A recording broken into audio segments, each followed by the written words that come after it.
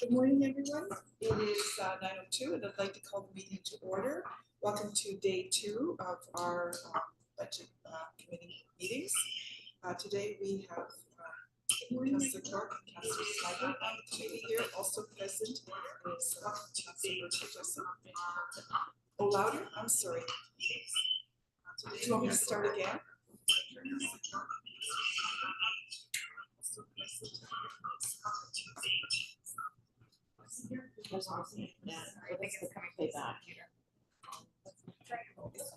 Should I start again, or we can keep on? Okay, so we'll keep on going. Okay, so I've called the meeting to order. It's 9:02, and so I'll now look for provisions of pecuniary interest. Does anyone have anything to declare? Seeing none, then we need to approve the agenda. If I could have a mover, a second to approve the agenda as presented. Councillor Smythe and Councillor Clark, all in favor? That is carried. And now let's move on to our first item today, and that will be the Middlesex County Library, and they'll be presented by Lindsay Brock, who's the Director of Library Services in the city. Or is yours, Winter? Thanks very much. I'll just do a very, very brief intro or like statement, I guess, about library services, and then we'll go through the package page by page, talk about where the increases and decreases are. So 2024 was a very busy year at our branches, where we saw our traffic connect really returning to those pre-pandemic levels. So that was really exciting to see. We anticipate that our total circulation for 2024 will be approximately 15% higher than what it was last year, 2023. And that's really for both physical collections and digital. And our programming and attendance levels have also rebounded. But layered on top of that return of regular traffic and use, we continue to feel pressures relating to social and economic challenges in some of our communities. Things like homelessness, addiction, different behavior issues that our staff manage, really complex multi-layered needs. And we're hearing this from staff that they're kind of feeling the weight of those challenges and that responsibility. We did a strategic planning activity just a couple weeks ago in November at our all staff day. And one of the kind of common comments or requests was for more training on things related to kind of social issues that we're encountering in our branches. Also, there was a request for more community navigator positions around the county. I think every branch would like one.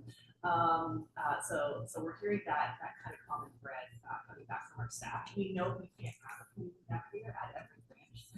So what we can do is continue with training and development opportunities, and that work is supported within the budget in front of you. But we also know that staff, we have to help staff kind of manage that workload and manage that the kind of personal burden that they take on. We know we can't solve every problem. We don't have unlimited resources at the library, and we aren't the experts in many of these situations. But we do know that libraries play a really integral role in that kind of safety net system that we're working with right now. And so, the budget authority will help build our capacity to manage those situations. So looking ahead to 2025, in the first quarter, we'll be completing our strategic planning work. Our new plan will run from 2025 to 2028, and we anticipate that key areas of priority will be access to technology, information literacy, addressing inequities and social challenges, and building social connections.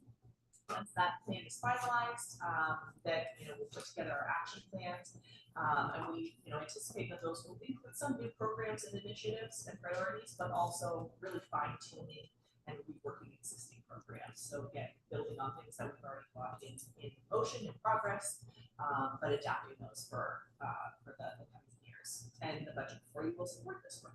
So now I'm going to go through the packet page by page. So we start with so where I've started is the 2025 draft budget capital project. Oh, it's numbered in your package. Okay, there's kind of the overview page, which has the full budget, and then it's the next page where it starts with capital projects. So we have our capital budget at $191,020. This is a reduction of just around $83,000 compared to 2024.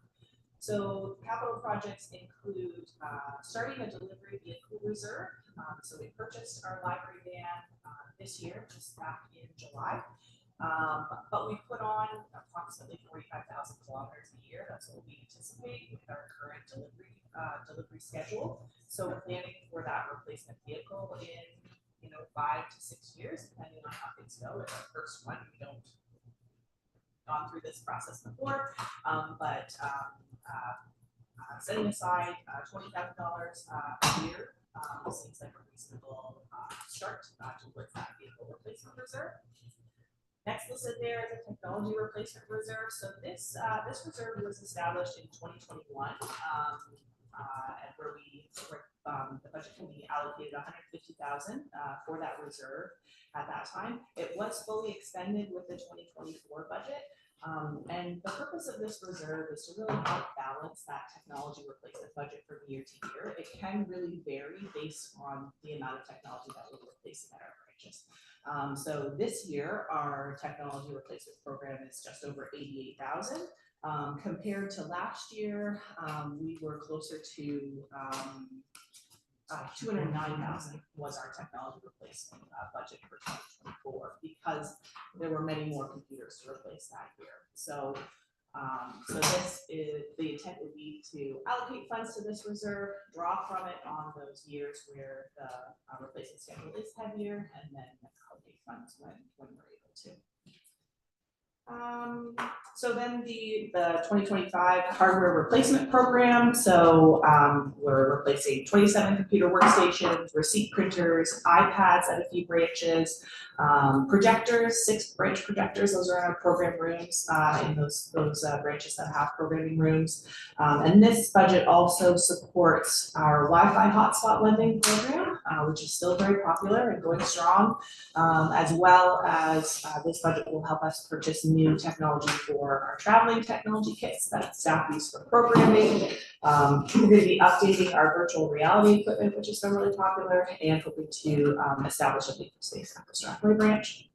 And then there's also a small contingency that IT recommends there at $7,500. To that total.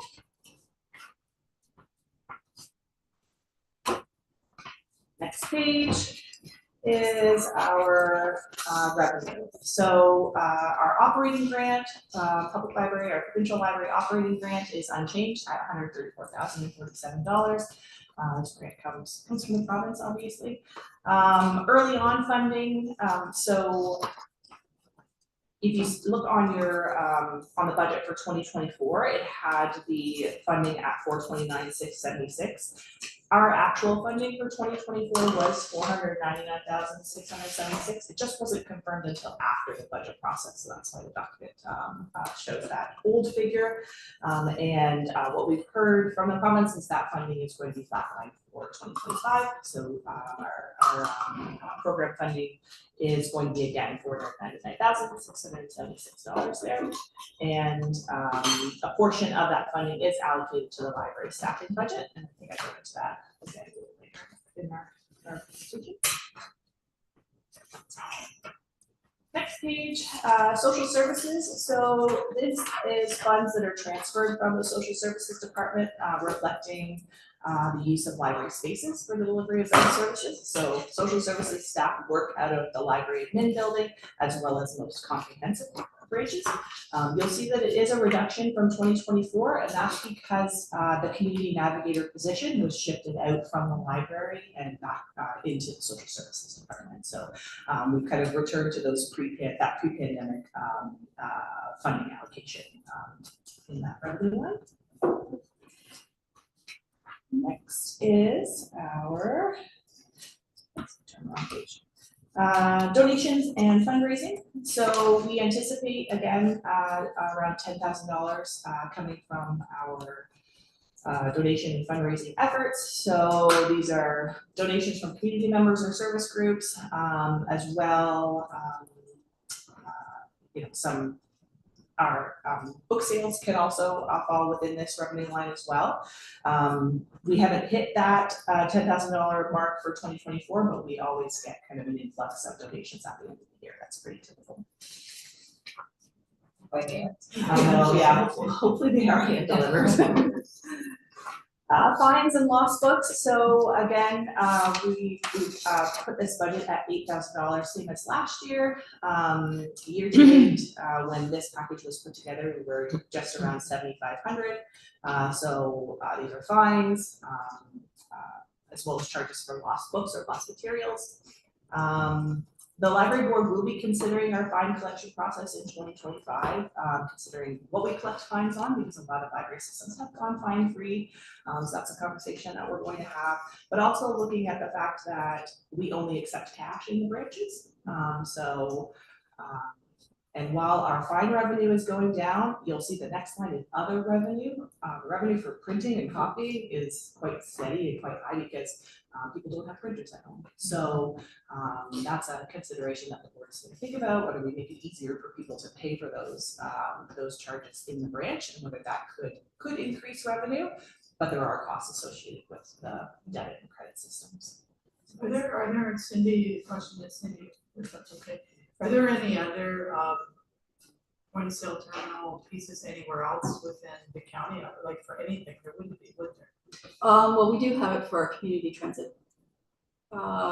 So we do have where you can get on the bus and you can use the pay machine and you record it that way. We also have it for a little bit, a small scale, I would say, also for our gate system here at the county building. And at the lodge, we also have technology at the lodge as well. Is it all under the same plan? Yes. Okay, so maybe there would be an opportunity to be back on there, but in the future. Through the warden to the counselor, absolutely, we could work. I know we've had initial discussions, I believe, with Lindsay's department around that. We definitely could work with her. And we work with information technology as well to make sure that it's a seamless process and the controls are all in place. So under other revenue as well, you can see that the actual revenue is quite different from what we budgeted in the past, and that's just because it incorporates some grant funding. So in 2023, that included like our grant for the Tails and Trails signs, and in 2024, we got a New Horizons grant for some technology programming with seniors, and also a Young Canada Works grant. Those aren't Young Canada Works, and those things aren't guaranteed, so we don't put it in this line for budget purposes, but that just shows why those figures are a little different. Page. Modernization funding, so that's been fully expended, that project is done. Transfer from reserve fund, so like I said, we did fully expend that reserve with the 2024 budget. So then number 9 refers to our surplus. So historically, the library surplus or a portion of it has been allocated to support the library budget. Projected surplus is 70,000. This is just over 1% of the library budget, and it generally exists usually related to like the salary contingency that we carry, and also a factor can often be with our book purchasing. So there's sometimes delays in receiving items. Our main supplier right now, they've really had to build their capacity because kind of one of the other major suppliers of library books in the area stopped operating this year, so they've gotten a lot more clients. So there have been some delays with that. So when we place orders, there can be some delays in receiving those items, and that can make it challenging to really expend our collections budget at times. But that's where that surplus is anticipated to come from. Sorry, just a question for the chair. I know I'm kind of a day late getting into this, but is that typical that the surplus from previous years is used to, I guess, offset expenses in the next year? Through the warden to the counselor, only in the library. Okay. So that is a unique arrangement with that board. Okay. Otherwise, the surplus, as we were at last council, the surplus comes back to county council, and traditionally we put it in the tax rate stabilization. However, the library board. However, if it is during COVID, we did see some large surpluses, given the nature of the events of COVID, and they came back to the budget committee for a discussion, and some of it went to the library and some went back to tax rate stabilization. Okay, that's great. Thank you. Next next section is our salaries and benefits. So we're looking at an increase of 7.82% to salaries and 6.4% to benefits.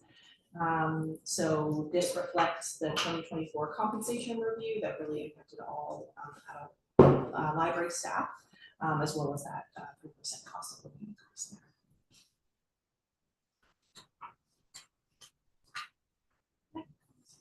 I have a list, I'll wait till. Okay. Next is operations. So coming in at $255,422, so just a very small reduction there, 558. And so a few lines have gone up, a few have gone down. We anticipate $1,000 increase to internet costs based on our 2024 actuals, $2,000 increase to our postage budget. This was our first full year doing deliveries by van. And so it was challenging to anticipate how much postage we would use for our books by mail clients, so which people can't get out to the libraries, and also our interlibrary loan services. So the 2025 budget reflects our actual costs more accurately. But we have canceled our postage meter, which was previously used for first class mail, so this will be a savings of approximately $1,200. So that balances out to that $2,000 increase. Looking at a reduction of $3,500 to our phone lines based on 2024 actuals, reduction of $1,000 to the cell phone budget based on our actuals. Audit fees are anticipated to increase just over $1,000 and a $300 decrease for insurance premiums.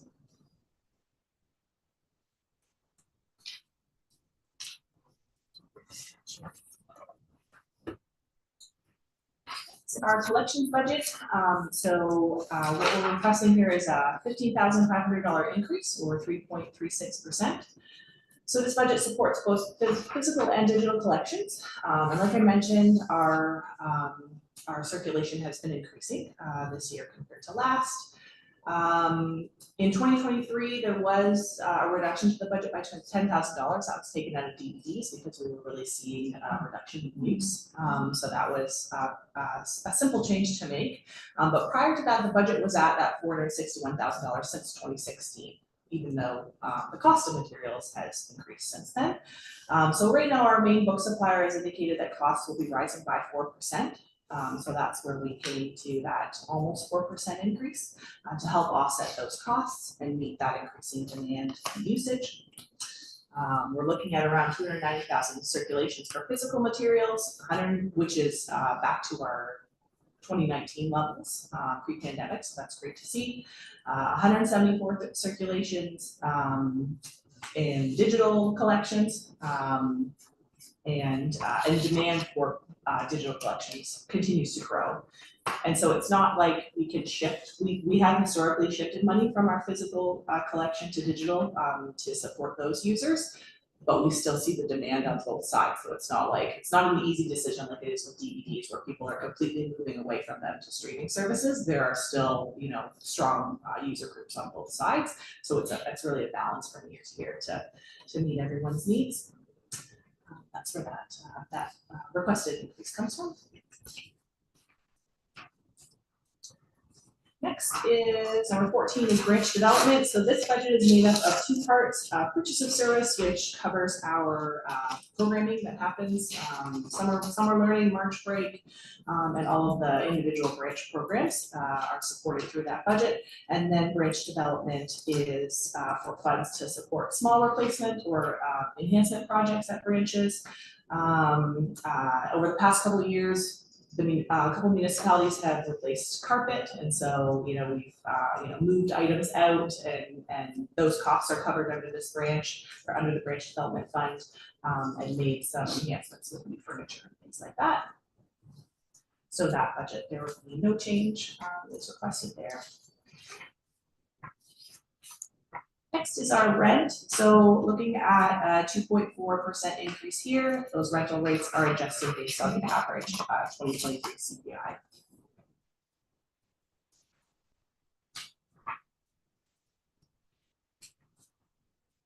Next is automation. This budget line came in at $204,000, so that is just over $53,000 increase. Our automation budget supports computer supplies and maintenance, so things like the peripherals for computers, but also cabling work, service calls, computer software. So our main library software is included in that, software to run the novel branch unit that's in Adelaide Metcalf, and other pieces of software that we use on branch computers and staff computers, as well as software support and licenses. So with the amount of technology that we have across 15 branches, I know I have the number written down, we've got 119 public computer workstations and 45 to 50 staff workstations. So it's a lot of technology around our, across our 15 branches, as well as, our makerspace technology and programming tech, all of those things. So the supplies, maintenance, software, licenses that go into all of that technology are also on the rise, and this is reflected in this budget increase as well. So some of our software subscriptions are scheduled to increase by 5 to 8%, and we have 2 new software costs in 2025. So there's an antivirus software for all computers, as well as the costs associated with the UKG platform that we use for information and payroll.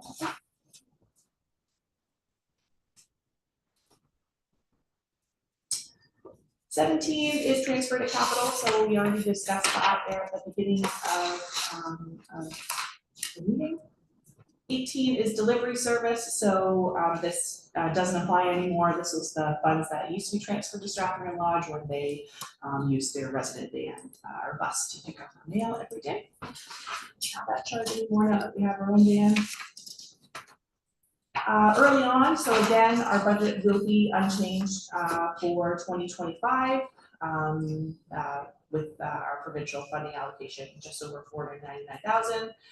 So in the 2025 budget, we have $29,567 that's transferred to the library salaries budget, and that's to support the portion of our early years project manager position that's allocated to the early on program, and then the remaining budget supports programming, direct delivery, staffing hours, and program supplies. And then the last page there is the COVID program, which I'm assuming is been expected. That's something that's handled by the Treasury Department. So I'm happy to answer any questions at this point. Thank you, Lindsay. I'll look to the committee members, questions, comments. Through the chair, sorry, I maybe should have been asking along the way, but I didn't want to interrupt the flow.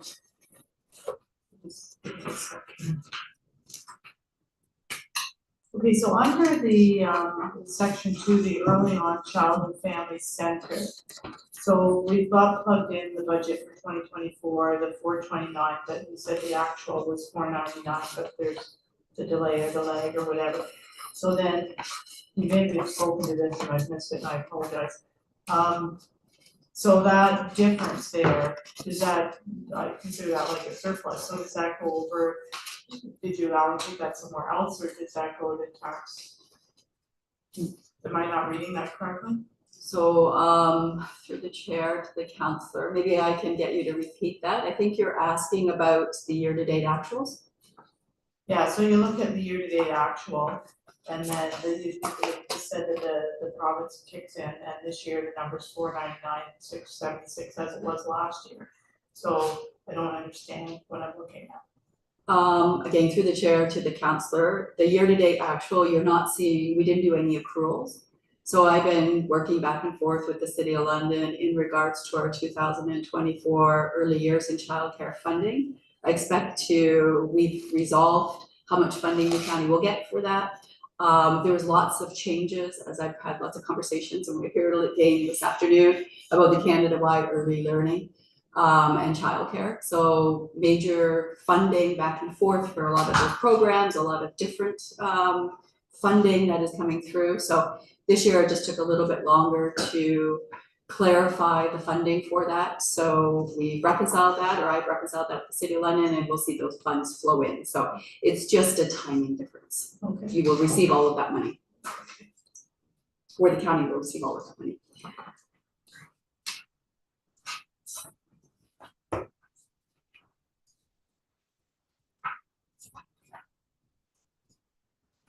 So then on through section 8, the transfer from the reserve fund, Do we know what the balance in the reserve fund is for the library? Or does it just show up under a whole catchment area? Through the chair, that's at zero. It was fully depleted. Oh, so in that's it? 2024. That's Yeah, it, okay, so the balance is zero. yeah, so I believe we drew 75,000 in 2023 and then the same amount in 2024. So if we allocated 20,000 reserve for the van, that's really all that's in the reserve fund, is the 20,000 Right, for the and coming year. yeah, Yeah, okay. so the budget has 20 for the van and it's 75,000 for the technology. Yeah. And then, under 10 and 11 salaries and benefits, you mentioned, and I understand and I'm aware that you did do a compensation review, and I think that was important to do. And you mentioned a 3% COLA, so are these unionized? I know some are, or they all are. Is that a contractual obligation, or how did you land on that number? Through the chair, the library positions are non-union, so the standard process is that, but as county staff, they receive the same cost of living increase as other county departments. Through the chair to the councillor, I can respond to that. Okay. So the library fits into the non-union staff, also where management and council is. And I guess it's probably the first one where it's come up today that that is at a 3% increase. And how the county comes up with that, I work with our human resource department, and we kind of do a broad overview and get analysis of different counties and municipalities across Ontario and kind of do an average of what we think the average rate would be, and that's how we came up with the 3%. But that is all under discussion as part of the budget process. Yeah, it just, I don't wanna be that person, but I'm gonna be that person, that just seems high relative to what COLA is in the real world right now. So that's just a personal comment, so perhaps we can chat about that. I don't know how much of an impact that would have. Would be a minor one, but this is not my money, this is taxpayer money, so. Under operations, on the last thing there, bank service charges, if you are gonna go to a point of sale terminal type of tap thing, that might not be enough. I mean, it would depend on how often you batch and the process involved with that, but that you might be surprised at that. Because it's transaction based, right, it's not based on the ball, like the number, the dollar amount. I don't know, it's just a comment. Sorry, I'm just looking at this for the first time this morning, I apologize.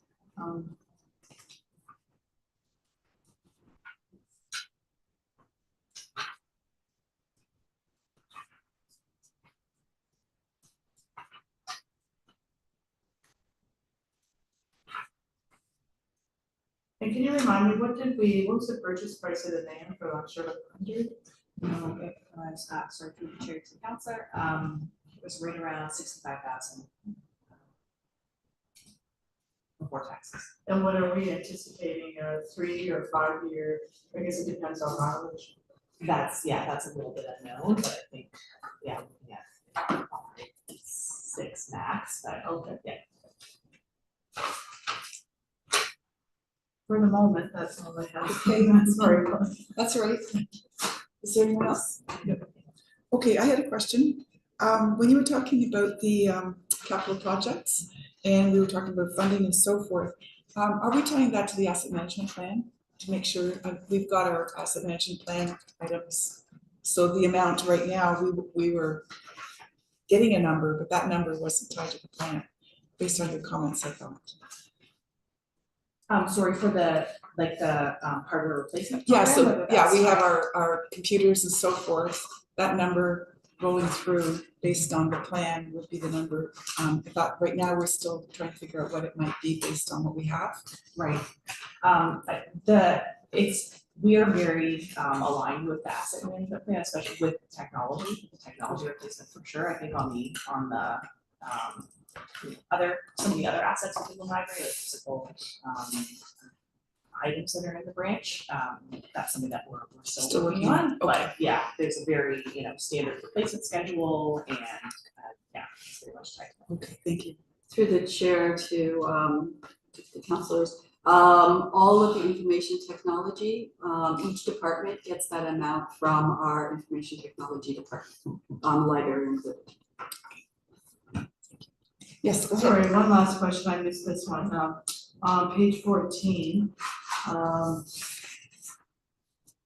where we're looking at the branch development, and maybe this is a piggyback on my question. The enhancement program I've written down, is there a schedule? So you do a, like a walk around, obviously, a physical analysis of each library, and then come up with a list of what needs to be done, like there must be some sort of schedule of some kind. Through the chair to the counselor, we do regular check-ins, both, walking through the branches as well. It's part of my process when I do evaluations with supervisors to say, what are you seeing in your branch, what, is coming to kind of end of life. And now that we've gone through that as an exercise and kind of have a clearer picture on the lifespan of some of these items that are in our branches, I think we're gonna be able to put together more formal plans. Because some projects come up unexpectedly, especially, the carpet replacement, things like that. So like we do tend to leave a pocket of money, kind of towards the end of the year, to preserve just in case. And that's why, you'll see here today still some funds to spend on some projects that we're working on right now. But moving forward, we'll be able to have kind of a much clearer plan timeline for these kinds of changes. So you plan on spending the difference, like the year to date versus what was budgeted, that we've got a home for that, and Yes. there's expenses. Anything else?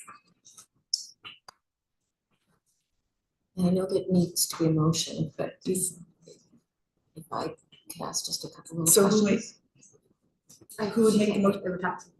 I can't make the motion. Yeah, no, but I was, Majority of the okay. committees. Okay, so we need a motion to allow a non-member to make or ask a question. Yeah, Yeah. I'll make a motion.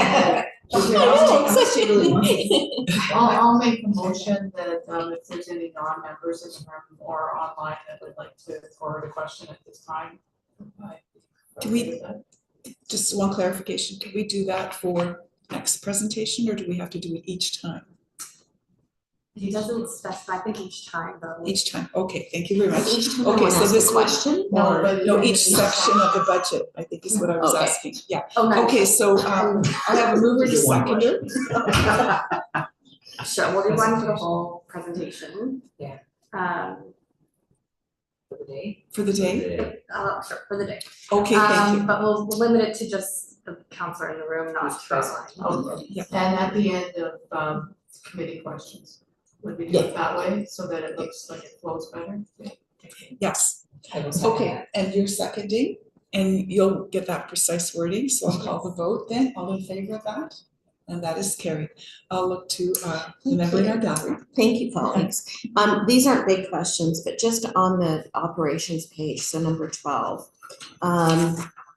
Just wondering, again, we haven't spent anything for professional services or audit. So I know what the audit dollars would be, like what that is, but what would professional services be? And I assume those are you would have those figures in this quarter, since these are year to date as of September 30th, right? Through the chair, correct, on September 30th.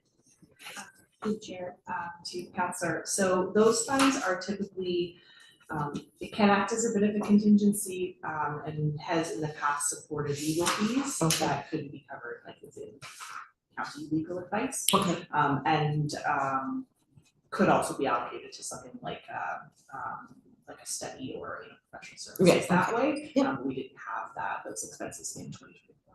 And then just looking at the audit costs for 2023, it was 11,000.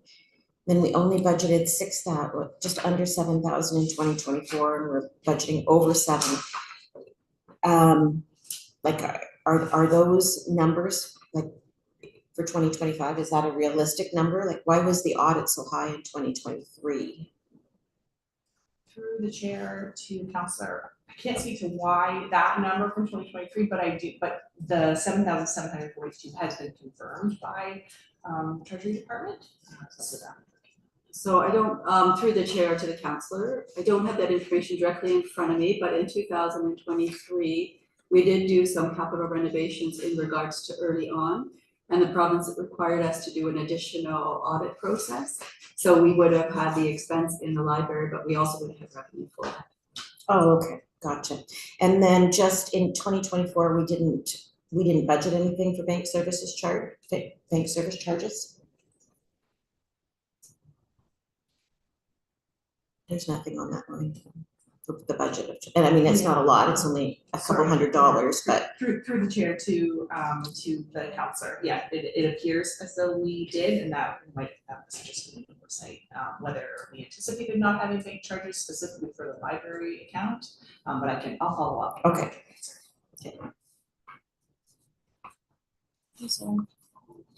Go ahead, Just a follow-up to Counselor. How do you do cash handling? Like, because then, sorry, it's the bank or anything, so if you have a mint load of cash, to be, like, if you're trying to figure out where the service charge comes in, there's there's transactional costs of taking cash to the bank, so I don't know if you just run your own, you have your own protocols in place. Take it to the bank. Through the chair to the counselor, it is handled through the Treasury Department, so they do a monthly deposit, so, Okay, and one last question for me, I keep saying it's the last one, and then I, sorry about Sound like Columba. So we know that you have a separate board that manages that, so is there anywhere on here that would suggest the operating costs of the board? Or it's all buried in with salary benefits, or is it under administration, or where would that apply? Through the chair to the councillor, your question, that's actually part of the administration budget. That includes the governance, and the library board is part of that. I will follow up again in regards to the bank charges. So in the administration, we do have bank charges as part of our budget. However, even if it's photocopier, if we have some costs and we have to charge it back, we will charge back. So they may have some actual expenditures that appear because we've done some chargebacks if we find that it fits in the department, in this capacity in the department. Okay.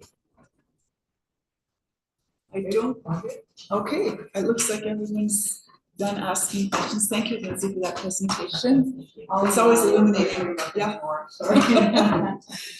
So we do have a motion that the Middlesex County Library budget presentation be received for information. This time it was the other way around. Okay, so Sue and Michelle, and all in favor, and that is carried. All right, now we can, we have to wait for time.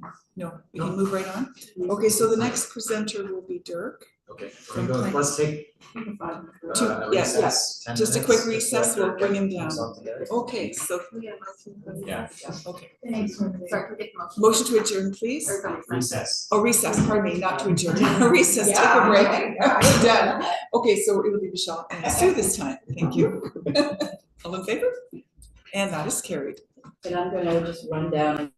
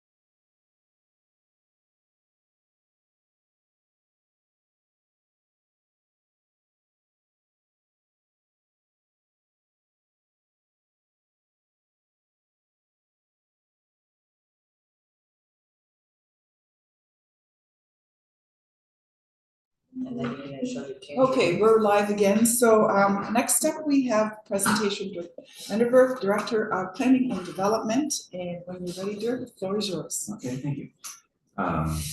So I guess you, of course, you have the document in front of you. I'll just quickly run through. In terms of service area overview, you know the 4 areas that are in the Okay, we're department. live again. So next up, we have presentation. Vanderwerf, Director of Development. County planning, which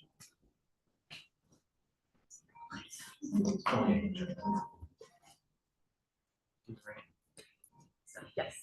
okay, sorry about that. County planning, we have the provincially delegated approval authority role, the local planning that we work with local municipalities on, mapping and GIS, and that's both joint purchasing and then also we have a server downstairs that hosts information for local municipalities, et cetera, and I'll talk more about that regarding that later in our talk. And then Woodlands, county-owned forest, the Woodlands Conservation Bylaw, and then the Deed Act, which is on behalf of the county and local municipalities. I'll just skip over the legislation and the plans and the assumptions, so I think those are similar to what we saw last year. Highlighted 3 pressures, and they kind of all flow from each other. So this is on page 47 now. Number 1, just growth. We all know this.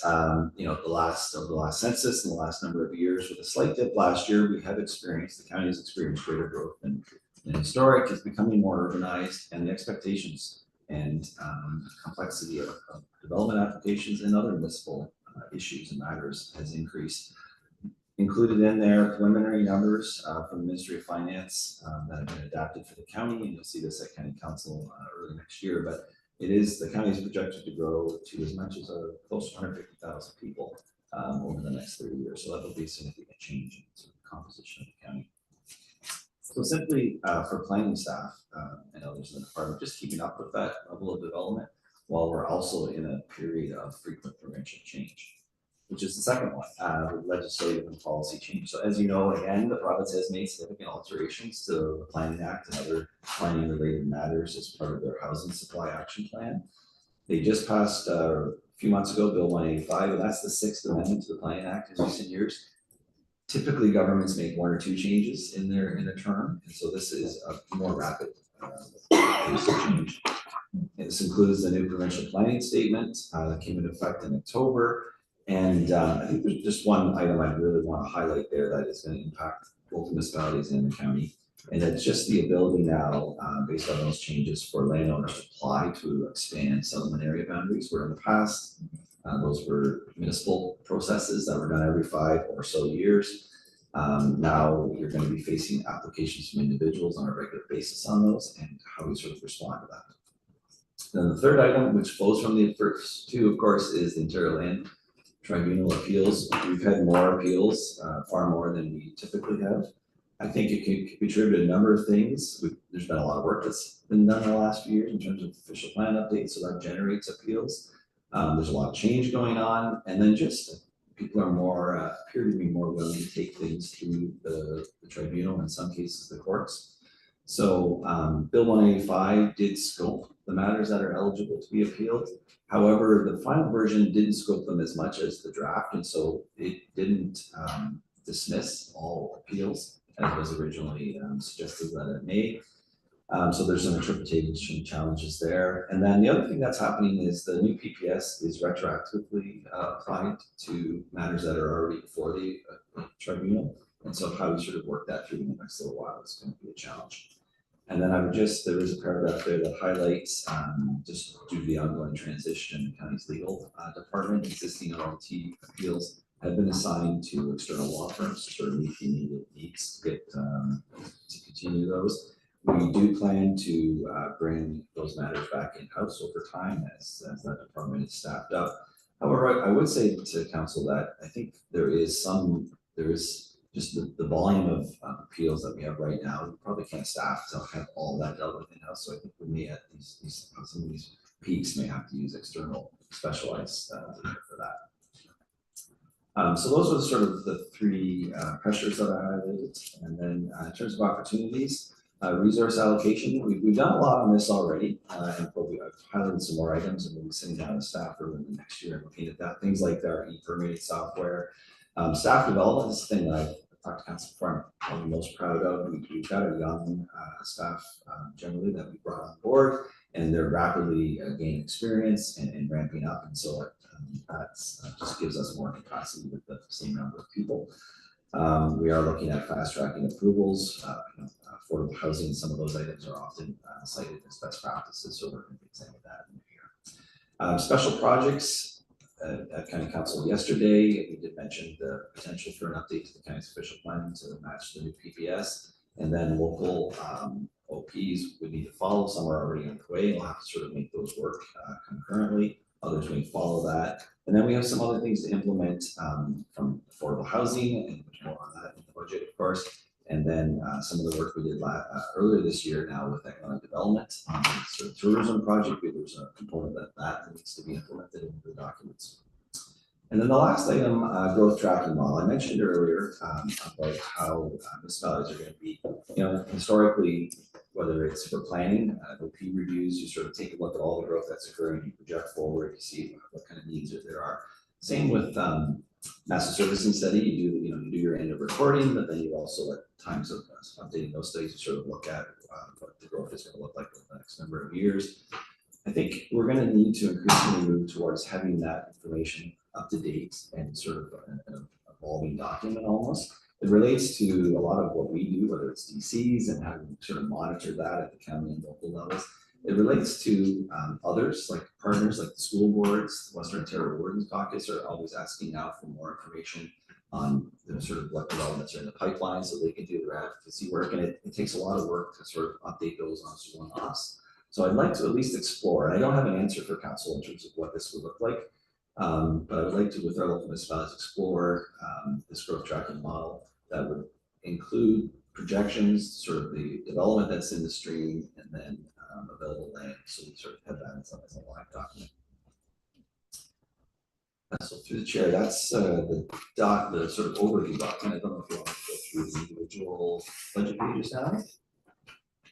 Yeah, I think that's it probably would be beneficial as opposed to answering questions that you might just cover off quickly. Will you do the woodlot separately, or is not much the same thing?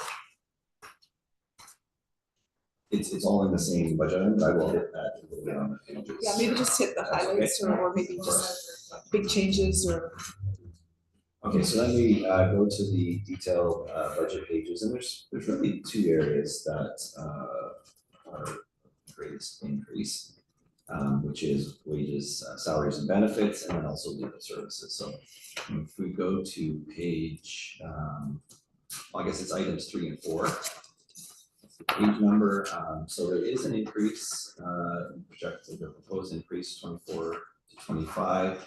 And there were a number of things, there's no new staff there. There are a number of things that cumulatively have led to that. We had some pay equity decisions for our unionized staff. There were other adjustments made last year through last year's budget process and that flowed through to this year. We had a maternity leave, a few things like that. And then just, I mentioned earlier, our young staff, we have a lot of people that are progressing through the grid each year. And so those sort of do add up. And then we did hire an additional climate last year through the budget process. That person came on partly through the year. And so then their entire budget, or their entire salary wages would be in this coming year. So are you, within your budget here, is there built in like something for a new employee this coming year? No. 2025? No, the only additional staff person, which I should have mentioned, there's a student in this budget, which was put back in place last year. After a number of years of not having that, so there is a student there. Otherwise, it's all existing staff and their progression through the grade, etc.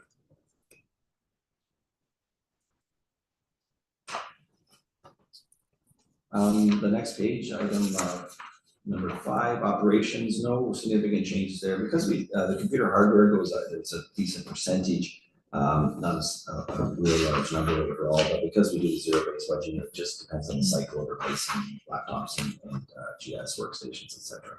That's why there's a bit of an increase there. Item number 6, and this is the second line, computer software. This is where the growth tracking model, the $30,000 is set aside for that. We did an expense there last year, in 2024, it was 27,000, which we're roughly achieving, which is the migration of our GIS software. I don't know the acronyms with the grid here, but from one to the next sort of version of software. So that was 27,000 last year, but the 30,000 for the tracking model is in that portion of the budget. And then I just wanted to mention one other item, and this is primarily within Mr. Trainey's budget area, is just the move towards next generation 911.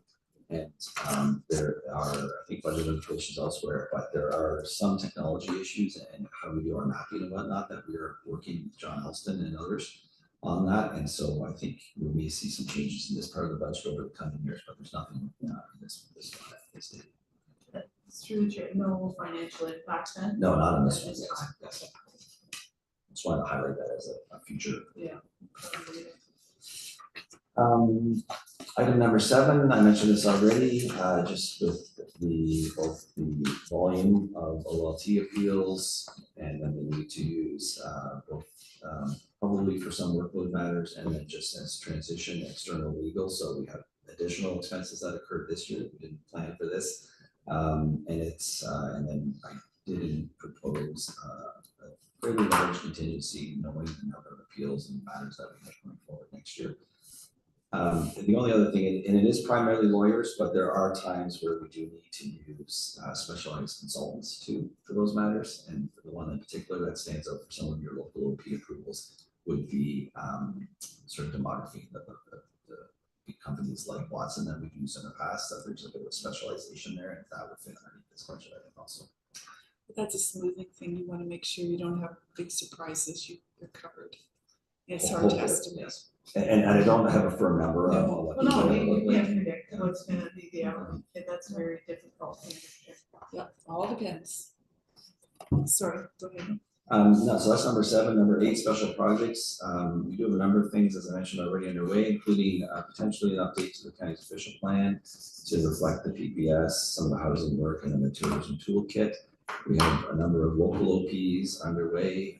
Some are further along than others, like out of Metcalfe and North Middlesex.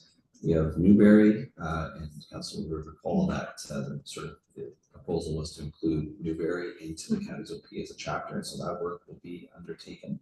And then the rest is sort of pending the OLT processes. Under 10 and 11, which is Woodlands, and that's sort of a similar kind of, it's less because there's less staff, but that's sort of progression of a number of changes to the wages that show up in that item. Driven by the compensation, probably. Yes. The Woodlands operations, not significantly changed there. So that was the highlights. Yeah. Answer any questions, of course. Okay, thank you. I will look to the committee members. Yeah, thank you. John, just if we go back to the pressures and the growth related expectations. So the numbers come from the Ministry of Finance, right? And I just wonder how they gather that information, how accurate it is. And my understanding is the numbers include both the City of London and the county. And so how are you able to extract kind of what's the city, what's the county? It is an interesting area. So the Ministry of Finance numbers, they've always done it. They've always been available. They have not been, land use planning hasn't been tied to them traditionally. They've used it internally, I believe, in the province. They've now tied land use planning to it. The PPS says you have to basically base your projections on it. They've also extended the time period out. They used to look at 20 years. Now we're looking at 30 years, which, and I'm not an expert on projections, but the further you go, the harder it is to, if we look back at our last projections, of course, we didn't anticipate COVID. We didn't anticipate work from home the way that it's happened. A lot changes. And so it's hard to estimate these things over the long term. I would also comment that the Ministry of Finance numbers have become likely more aspirational over the years. They used to be quite conservative, quite low, frankly, lower than what we often achieve. They're now quite high. But I don't have a lot of answer in terms of, they don't publish, it's not open source. That's exactly how they come at those numbers. We do have Watson and Associates that help us on our DCs and some of this work, and we could have them come in and do a better job than I did on explaining some of that. In terms of the city, you're right that the projections are, Ministry of Finance numbers are based on the census division, so they include the city of London. We have had Watson work with us to split them out based on some assumptions. Our percentage with the city has actually been fairly close, just because their number is so large, even though our growth is actually a little faster now. So that's how we have to split it out. That's good, yeah, I figured there were lots of assumptions there. But it doesn't get into both municipal levels either. So then the goal would be to take our sort of bottom-up approach, which we did before, we know the numbers from the census for each local municipality, and then you sort of marry the two together as best we can. And then the growth tracking model, so is there specific software for that, or is it something that would be developed? There are some, there is some software out there, and I've seen a demo of a couple of them. I don't think we're far enough along, so I could say to council, I'd recommend this.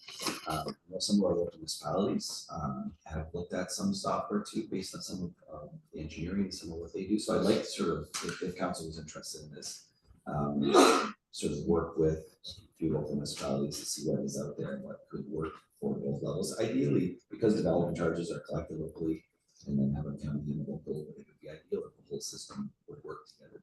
Well, yeah, because you don't want to kind of create work that's already been done at the Yes. local municipalities, because I think even like the DC background studies, right, that are done for each municipality would have those kind of growth projections and, right, so it's just a matter of just making sure that we're working together, right, with everyone, and making sure that you're not just duplicating some of the information, but I wasn't sure if there was a software model out there, so that's good.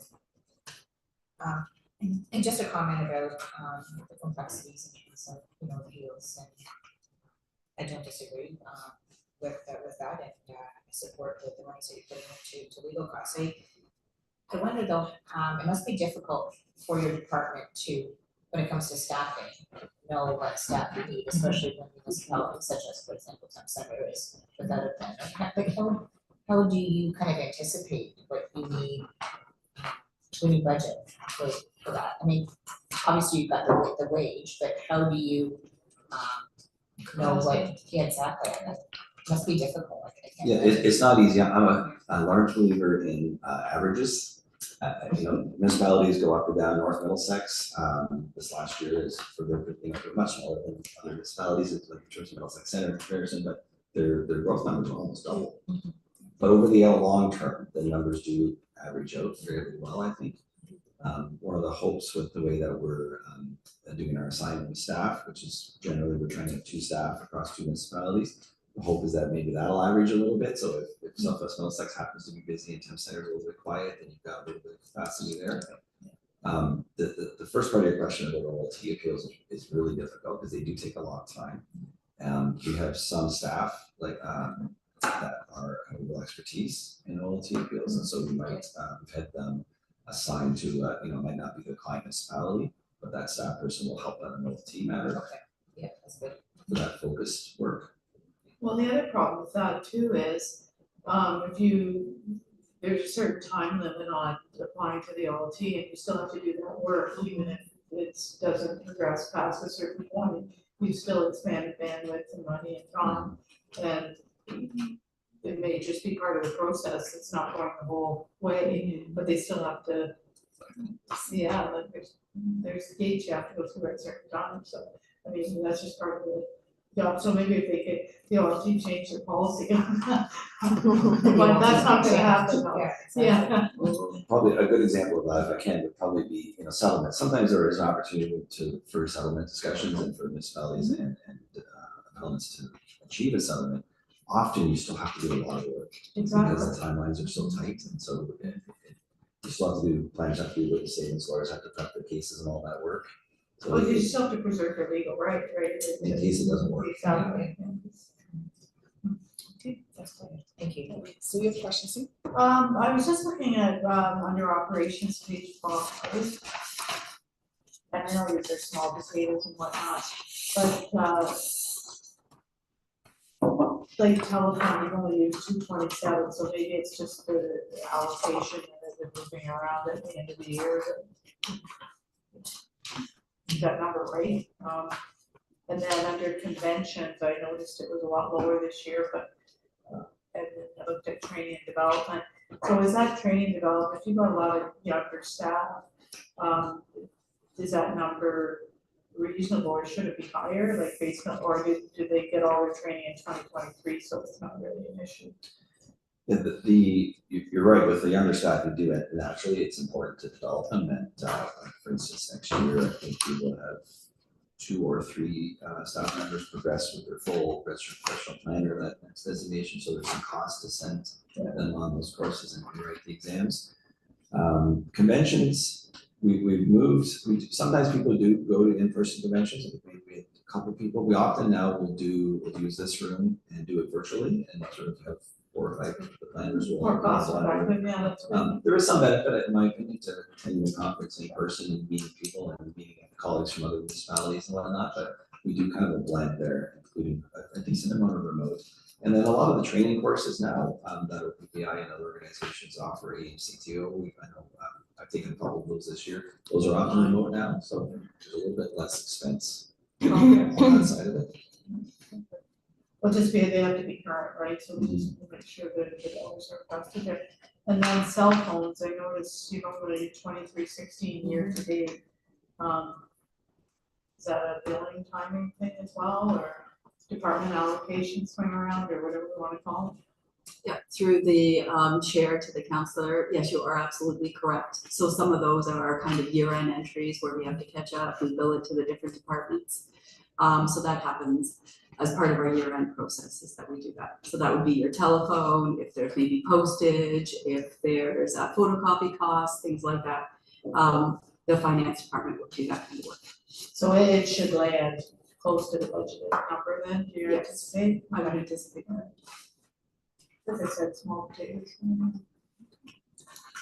But it's simple, the shop. Sorry, just kind of one follow-up. I know you talked about experts and kind of putting some money in the budget to, I guess, purchase services from some of those experts. And I think that's important that you've identified that, because if we are taking a look at some challenges in terms of applications to enlarge our settlement boundary here, I do think local municipalities will need some help and assistance to combat, and so anything that we can do upfront in terms of our policies to help municipalities, I think is really important. So I think it's wise that we've included that as well.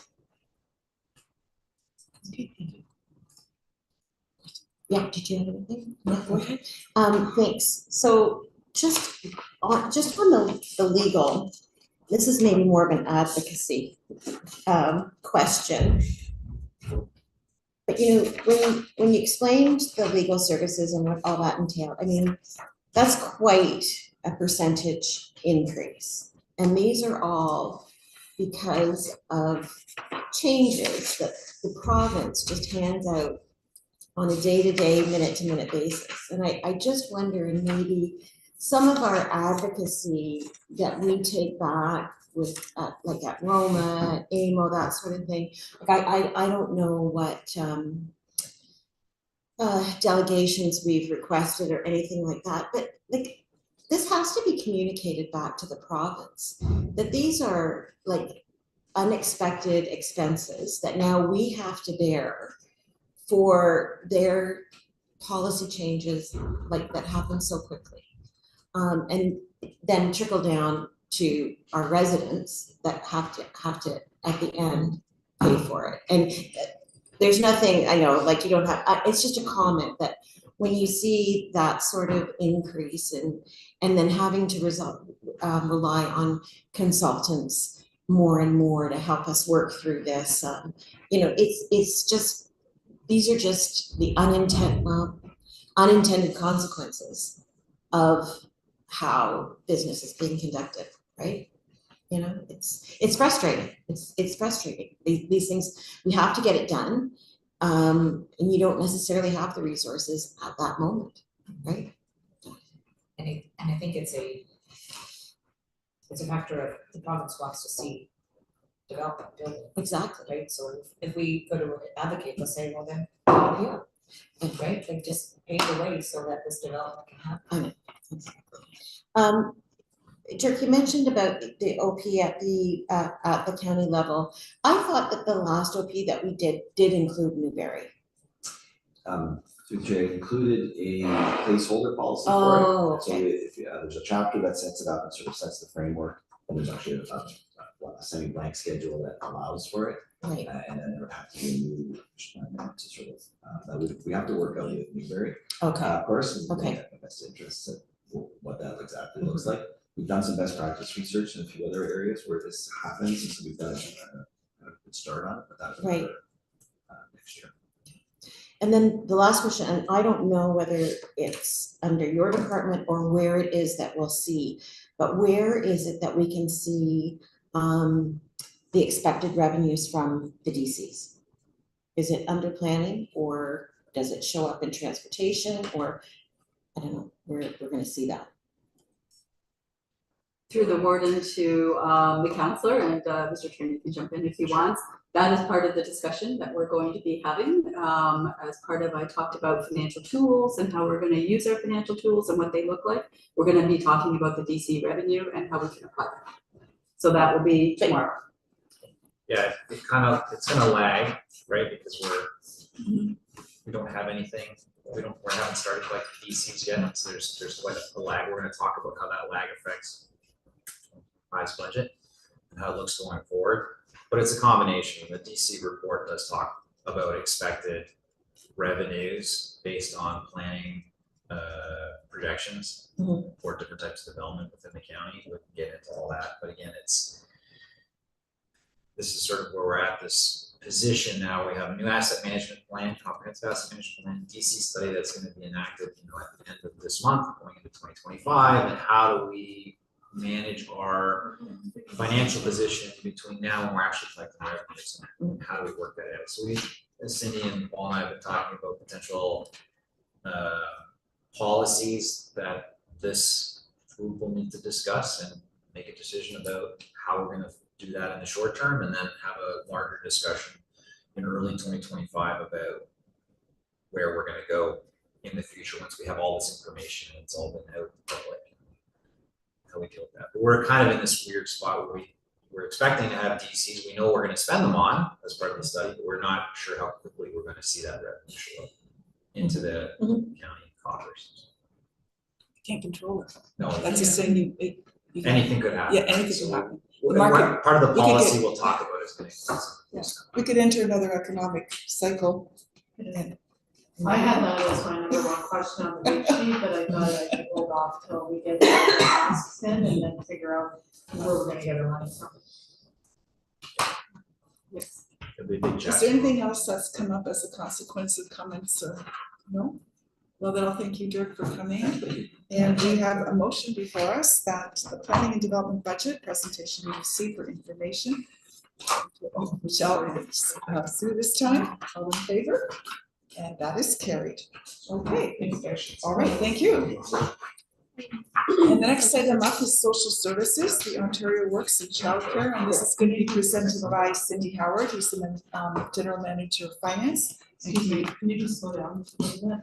So I get the documents out, like, Madam Chair, we're bringing in other staff, so could we ask for another short Oh, yes, recess, of please? course, so we'll have to have a motion to recess for a moment, adjourn for a moment, no, a temporary. Yes, so I have Michelle and Sue. And all in favor?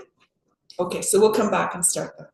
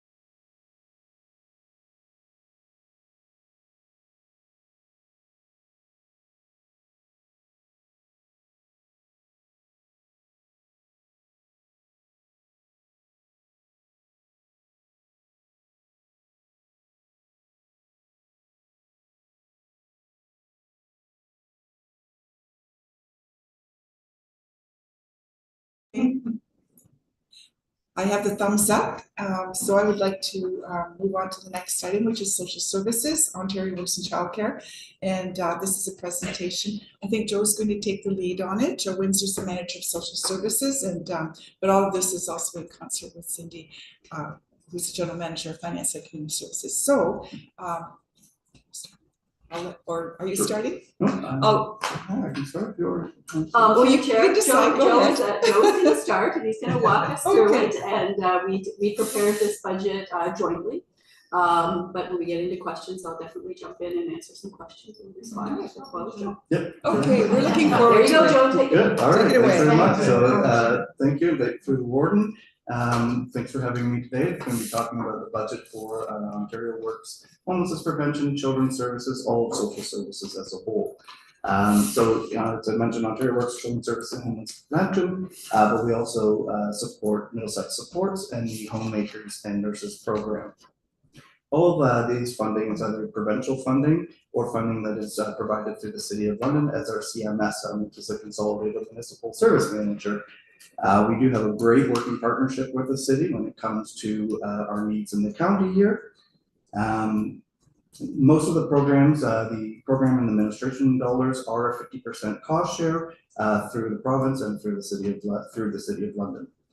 Our staff are located throughout Middlesex County. We have some that are in this office here, some that work out of our Strathroy Library, Glencoe and Park Hill, and some that go to the other libraries when needed. So I'm going to walk through the Ontario Works section first, talk a little bit of some of our pressures and our opportunities. So some of our pressures right now is that we are seeing an increase in complex cases. Our clientele that we are serving, we do have a number of individuals that have been on assistance for longer than 5 years, which we have been focusing on through 2024 and we will continue to do in 2025. One of the issues with those complex needs that are coming up is the lack of available resources that are in the individual communities, and it's also putting a little bit more of a strain on some of our community partners as well. Through the social systems modernization, so we are kind of in the last phase, which is the centralized intake piece. With all these new programs and policies, it has put some pressures on the caseworkers to be learning a whole bunch of new things and then still provide the great services that they do, which they continue to shine through, which is amazing. So those are kind of the main pressures with Ontario Works as of right now. But with that, we do have some opportunities that we will see. So with social systems modernization, one piece was the caseworkers have started, it's called the Common Assessment and Mental Health and Addiction Screener. And that screener is something that will allow us to gather data to be able to provide community resources or get the right community resources for individuals where they're needed. The employment services transformation is now called the Integrated Employment Services, which we have a great relationship with our Employment Ontario sites, which this year we've had over 140 referrals made to the Employment Ontario sites, with only 2% being returned. And they return for various reasons. Maybe the client's just not ready, maybe there's loss of contact, etc. So it's a really good stat compared to some of our other neighboring areas. For centralized intake, right now, it is kind of a mix between our caseworkers doing some of the intakes and the intake benefit adjudication unit, administration units are doing some of the intakes. In 2025, we are slotted that the full centralized intake will be taking place, where majority of our intakes will be going up to the province, which will help hopefully reduce some of the administration work for our caseworkers, which then will be able to focus on the clients and be able to move them forward. We have great working relationships with our community partners. We sit on a couple of tables, so one the Middlesex Situation Table. We also, I chair the Middlesex Social Services and Community Partners Network, which brings all of our community partners together. And that's one thing I will always say about Middlesex County is how well we work with our community partners. There are, throughout all of this, there's going to be some opportunities for some one-time funding. So with all of these changes, there sometimes there are opportunities for that, so we will reach out to the city and or the province to make sure that we get some of that one-time funding as well. Well, I think Cindy, through the chair, mentioned yesterday that you're always watching what's happening in other rural and northern communities to see if there's opportunities that we don't wanna leave on the table, so I appreciate you doing that. Through the chair to the councillor, you're absolutely correct, and that's how I found out about the one that's mentioned there. I seen it up in the north when I was reviewing their budget document, and it commented that there was one-time funding. So Joe and I have discussed it. We're excited if that funding does come available, and we're looking at options and opportunities in order to maybe clean up some of the stuff that we need to move forward, so. Yeah, well, we appreciate it, thank you. While we're on that page, I was thinking about the number 4 question, item number 4 before the 5 that you have here. That was the intake benefit unit. I was just wondering, what's your experience with the unit to date and how involved are they? Have you been with the development of the process, what the capacity is, what kind of turnover they have, and if they're filling slots, and like what happens if people fall into the cracks and the follow-up? I mean, the intention is, I think, a good idea, but I'm wondering what your experience and what implication that might have for your operation. For sure, so through the chair to the council, there has been some challenges with the centralized intake where we, before this, we were trying to always see our clients within 4 days from them applying. Now, some of it has been pushed out a little bit longer, but what I've always said to the case assistants who review the work queue that the files go into is that review it, see if there is any urgent needs. If there are, then we will pull that from the IBAU to make sure that we do it in-house so that we see that person right away. I've also made our community partners very aware of this, that there is some delays, and that if they're working with somebody and they're saying, no, this person needs to get in, we pull it from the IBAU and we bring that person in. So if there's homeless individuals, typically those individuals do get sent back by the IBAU to us to complete the applications. But we are continuously monitoring that, so we make sure what it's going to look like in the future with the new look at centralized intake. I'm not 100% sure at that time, but right now there has been some challenges. We've been working very well with the province on it.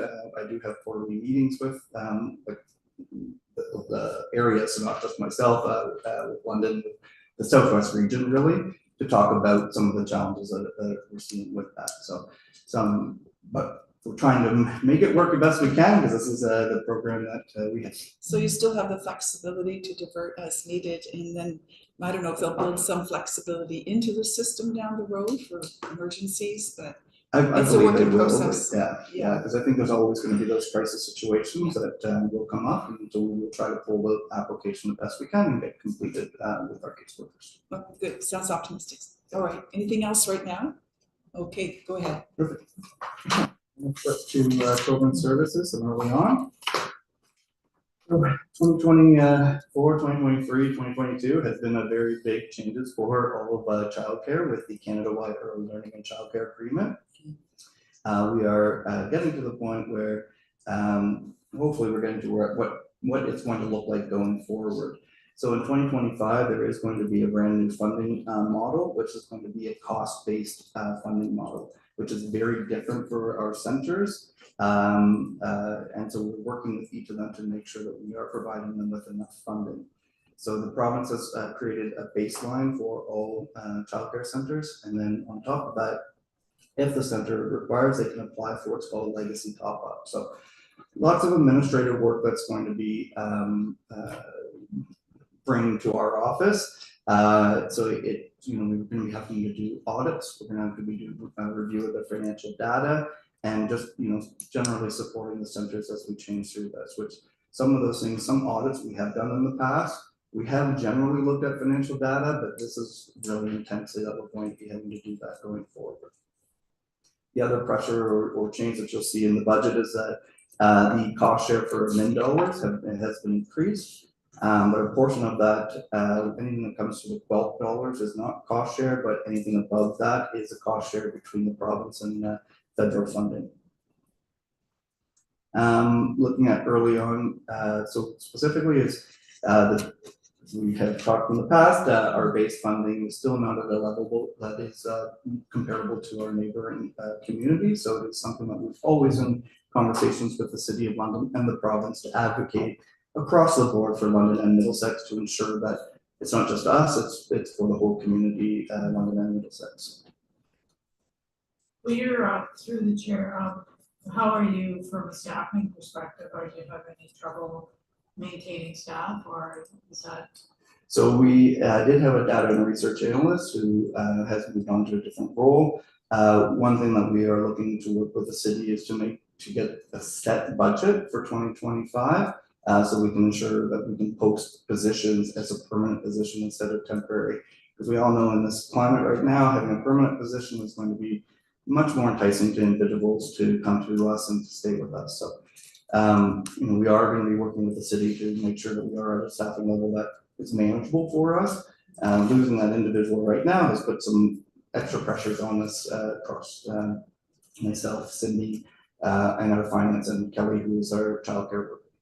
Yeah, I mean, part-time and casual or temporary, that's retention issues, how do you maintain that employee? They're not worried, right? So. Through the chair to the council, that's an example of one where we got one-time funding and we got it for, I believe, 2 years. But we don't know if we have it, we get it 1 year, and we don't know if we'll get it the next year until we have the budget. I think I mentioned earlier that we are working with them to try to get our 2025 budget for childcare in early years. So this budget is really based on our 2024 budget and what we anticipate is a new funding envelope. So in our budget, we have put that research position in there, assuming we get 100% funded for it. But we could be at risk if we don't get the funding and we don't have the position. So currently we have not backfilled that position when that individual left until we can confirm if we have money or not. As Joe has mentioned, we do have a small budget in childcare, so we all have to pitch in. Significant changes. But one thing I want to point out, and Joe and his team has done a great job, is working with our childcare operators. This has been big, significant changes over the last number of years. And it takes a lot of time. It's almost weekly, monthly, quarterly meetings that are happening with their childcare operators. Sometimes we might call into some of our staff on a daily basis, trying to get an understanding of what those changes are. How is that going to impact their childcare center? And we're still going to see that as we go into 2025, as we roll out this new funding model and making sure that they're getting the money that they need. Because our goal is to make sure we maintain these spaces that we've got in our community. And if we can, we're going to try to increase their spaces. And I think we have some new schools coming on board and they have some licensed childcare attached. So we're very excited about that. I have to say I was also excited when I heard Dirk come earlier and talk about those growth and looking at the numbers, because we do work with our school boards and we really look at those growth numbers and the number of schools that we have in our childcare spaces. And we need that current data in order to advocate for additional spaces and additional provincial funding for that. So I'd say it's been a very intense few years in the childcare, and we expect 2025 to continue to be very busy as we understand the new financial models, but also the commitments that we have and the requirements that we have under this new legislation as well. Yeah, just a comment. I think the research position is it's an absolute must, exactly. I mean, you look at Stratford, they're planning on putting in a school, and you've got you can't be reactive when it comes to childcare. They'll need childcare when they need childcare. So I think that's good that you're working with the board. It's always a catch-up. It is, but you need to get do better more at it, thoughtful yeah. planning, and if you have the data to support it, Yeah. I think it's a good business case, so. You should be projecting more. Yeah. Yeah. But if you're working with the school system, they don't plan it, they just wait till there's bumps and React. seeds, and that's not helpful when you're trying to create, the appropriate amount of childcare spaces. And through the chair of the council is that this change with the QUELP program, when we're going to get to an average of $10 a day, that is a significant change to our community. And the number of individuals that want those spaces, it's definitely just going to keep increasing. So we are seeing our wait list obviously increased as well. So we do need those spaces, and getting those numbers is so vital in order to get them for our community. because we also have to compete across the province, for getting funding and spaces. So I don't pretend to know anything about the $10 a day program, but is it geared to income? And there's only so many spots, so it sounds real great, but is there like 5 out of 100 if you've got 100 spaces in a daycare? It's sort of misleading, or can you speak to that? Yeah, for sure. So through the chair of council, so it is not income tested. So as of January 1st, 2025, it's actually going to be reduced down to a cap of $22 a day per child per day. If there's some before and after school care and other things are a little bit less than that, so it would be whatever that amount would be is what the family would pay. If there are families that still can't pay that $22 a day, fee subsidy is still available for those individuals, which is income tested. So that is something that Kelly, who's our child care program support worker, would be doing an income test for families to get that other fee subsidy. But anything that $22 and above, anything for the $22, there's no income testing at this point for those families.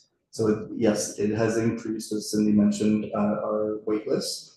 We are using a specific program now to really get a handle on what our wait lists are, because somebody could put their name in Elsa Craig and put it in Park Hill and Lucan. So we're really trying to identify, okay, is that the same child that's on 3 different wait lists, or is that,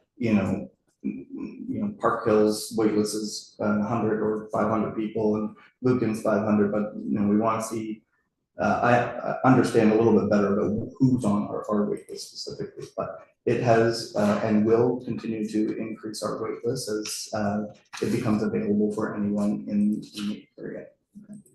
If I may just, I don't mean to be obtuse, I'm not really sure I understand all the bits and bobs in there. So when you look at that wait list, you have data.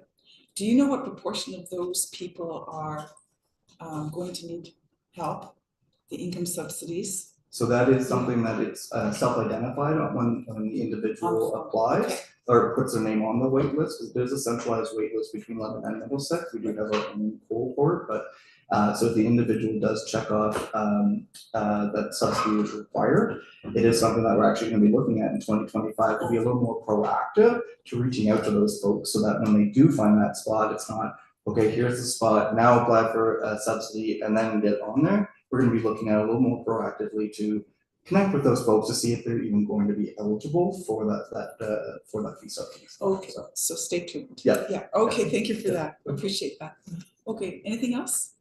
Okay, go ahead, Joe, continue. So some of the opportunities we kind of already talked about, I do want to highlight though again, the partnership with the City of London. They have been amazing to work with through all these changes, through the directed growth plan, which is the plan about new centers.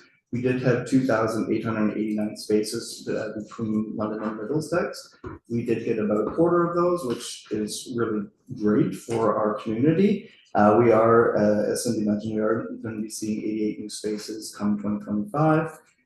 Overall, since 2021, it's a 30% increase in our licensed childcare spaces across the county, which is amazing for us. So, again, once this has been rolled out, as we mentioned, the new cost-based funding approach is intended to reduce some of the administrative work on some of the things. So the line items that you see on the children's services budget will be changing next year, because they have condensed a lot of the fees into that base, the cost-based funding. So it will look a little bit different next year when we come back.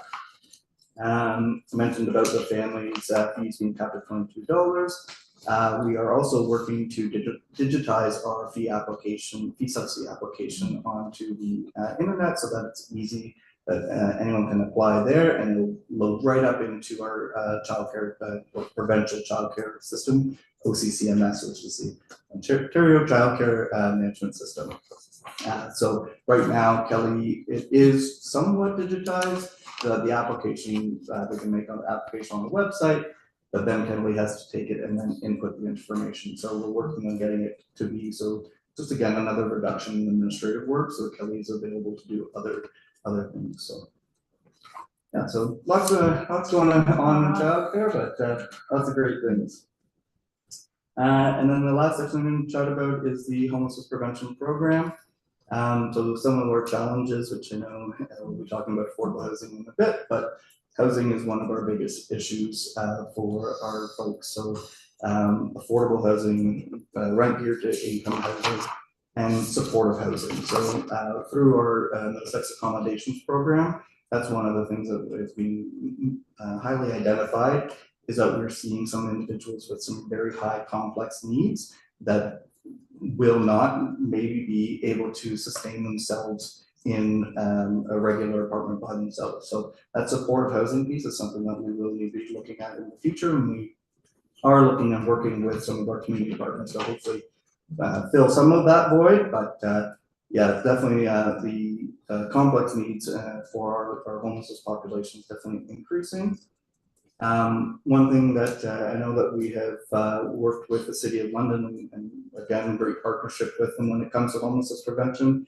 We are going to be working with them about just the one-time funding that we keep getting on a yearly basis, so that hopefully it'll be more of a set budget for us, so that our programs can continue year after year, that it's not that we have to continually put a business case in, or at least have some sort of a general baseline so that we can work from. So especially when it comes to our accommodations programs, we don't want to see that be shut down, because it has been very successful. So we're floating around 60 to 70% of the individuals that come in are rehoused appropriately. The other 30%, very, very few. We probably, I'd say 2 to 4 people have we had to say, unfortunately at this point, we can't support you, so they may have gone back to the street. That being said, we wrap around our services. So CMHA is fantastic for reaching out to those individuals. Josh and Danica, who are our community navigators, also go with the CMHA worker to connect with them to make sure that we're not just allowing them to be on the street. And there's always the opportunity, which some of them have come back to the program, through the MAP program, to see maybe this is the chance for them to move forward and find appropriate housing. One thing in the last year and over the last couple of years since COVID, the use of local food banks and meal programs has increased.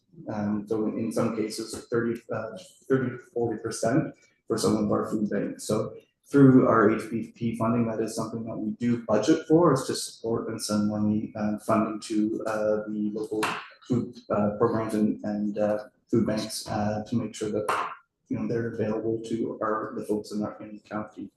Sure. Yes. Just on that food bank program, do we have, and like I don't think we need it today, but statistically, do we know which municipalities are being maybe hit hardest when it comes to the demand on the food banks? I don't have the direct numbers right now, but it's something that we can look into. I will say, like, if I look at an Ontario Works perspective, like where our largest population of Ontario Works is Stratford, Caradoc, and Southwest Middlesex and Glencoe, that area there. So I would say those are probably the 2 highest. But I also know like the Elsa Craig Food Bank also is being utilized quite a bit, because it does cover a lot of the areas. That's the thing, like, I mean, when I look at, like, that's where Lucan, that's where we would get support from the Elsa Craig Food Bank. And I remember years ago, you probably have the same presentation on at your council, but I think we were quite surprised by the numbers. And this was years ago, so keep that in mind. But I think from a Lucan council standpoint, we were quite surprised at how high the numbers were. And maybe that wasn't necessarily correlating with what's happening with social services. Like there seemed to be maybe a disconnect, and people that weren't necessarily getting other social services support, but needed food bank support, If I could go through the chair to the councillor's questions, you're absolutely right. We also have one that's in Dorchester as well. So especially when we had social service relief funds, that's when we really had lots of really good conversations with all of our food banks and those individuals that may provide food programs, and really talk to them about what services they're providing, what funding do they need. And that's where we really were able to increase the amount of funding that they gave. And they talked about those numbers. Some of the numbers, I would say myself, I was surprised by the volume of individuals coming in. And you're right, whether it's our most vulnerable, you might see it through Ontario Works or ODSP, but there's a lot of other individuals that are just below that line that really do need that support. And I would say we can continue to see that grow. And we will see a lot of that in 2025, because as you know, when you go to the grocery store, the costs right now just keep going up. So if we're talking about those low income individuals who are out there working and providing, they still need a little bit of support and help, and the food banks really can help those individuals. Making a lot of deliveries. They're making a lot of deliveries. Yes, Yeah, just yeah. talk to them recently. Yeah, Go ahead. Yeah, because I know that the Food Policy Council had asked me what communities have food banks. So I'm just writing this down. So Elsa Craig, does Strathroy Care have a food bank? so I could actually send you a list, if we Yeah. do have a food That and would be meal really calendar helpful. that's actually posted on our website now, because that was one thing that we didn't have in the past. That through the Middlesex Homeless Action Committee, we worked together to go, okay, like let's have a list of it so that people know where that is, so. Yeah, Elsie Craig has a huge catchment area, touches Absolutely. into Huron County, Yeah. the bottom end, Yeah, and then all the way down, like, it's huge. And then there's that other one that's now in Mount Bridges, the I food think cupboard. food cupboard. Yes, there. some people in our area think that is their food bank without realizing, but I don't actually, this came up in the conversation I just had them. I'm not clear on who defines, who serves what area in the food bank world. Yeah, And So- not even who's eligible. No, I meant in terms of No, what organization, how do you, is it a church that has a cupboard or is it, so. So when you're measuring, collecting data, or like just as an example for conversation, do you count like the Women's Rural Resource Center, they have a food bank, and the Salvation Army?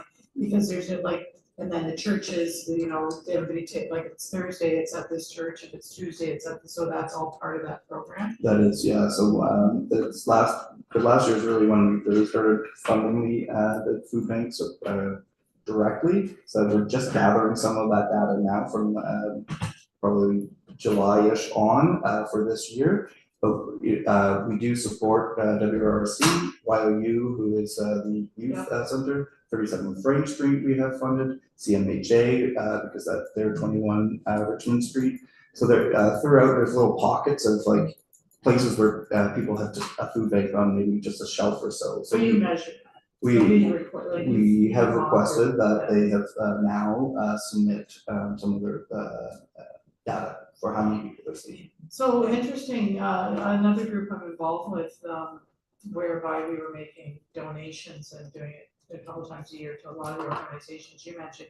You might be interested to know that a large group in the Strathroy area, there's a couple specifically, and a lot of the clients they're serving are First Nations, and they also have their own food bank on First Nations, but they're servicing First Nation residents that come into town as well. So I don't know how you measure that, or if you're measuring the First Nation food banks as well, I don't know that. So the funding for the Indigenous communities are their own funding, but individuals that come to our county, we do support whoever comes through the doors. I don't specifically ask for that identified data. I can't say though that the each individual food bank or meal program are, but I haven't specifically asked for that. It's just, you know, that individual's there, they're in need, how do we support them at that time? But each local food bank could be gathered that data. So we don't as a county have a food bank program per se, like for example at the library.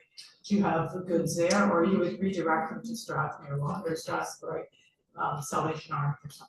So at some of the libraries they'll have small, like, you know, granola bars and things like that kind of they hand out, but a specific food bag sort of thing, they don't have that. But working with the libraries, they're always fantastic, trying to do new programs and new things for the community. And so one of the things that they had identified was food is always a big thing. So I know they have, and some of the libraries have some reserves, but I wouldn't say like the size of like Elsa Craig or like Salvation Army. Okay. Yeah, and going back to that question about the kind of the borders, it really is kind of individual on the organization itself. So like Salvation Army, they have broken up Southwestern Ontario in different quadrants. So Stratford Care Doc would be some areas that they would support.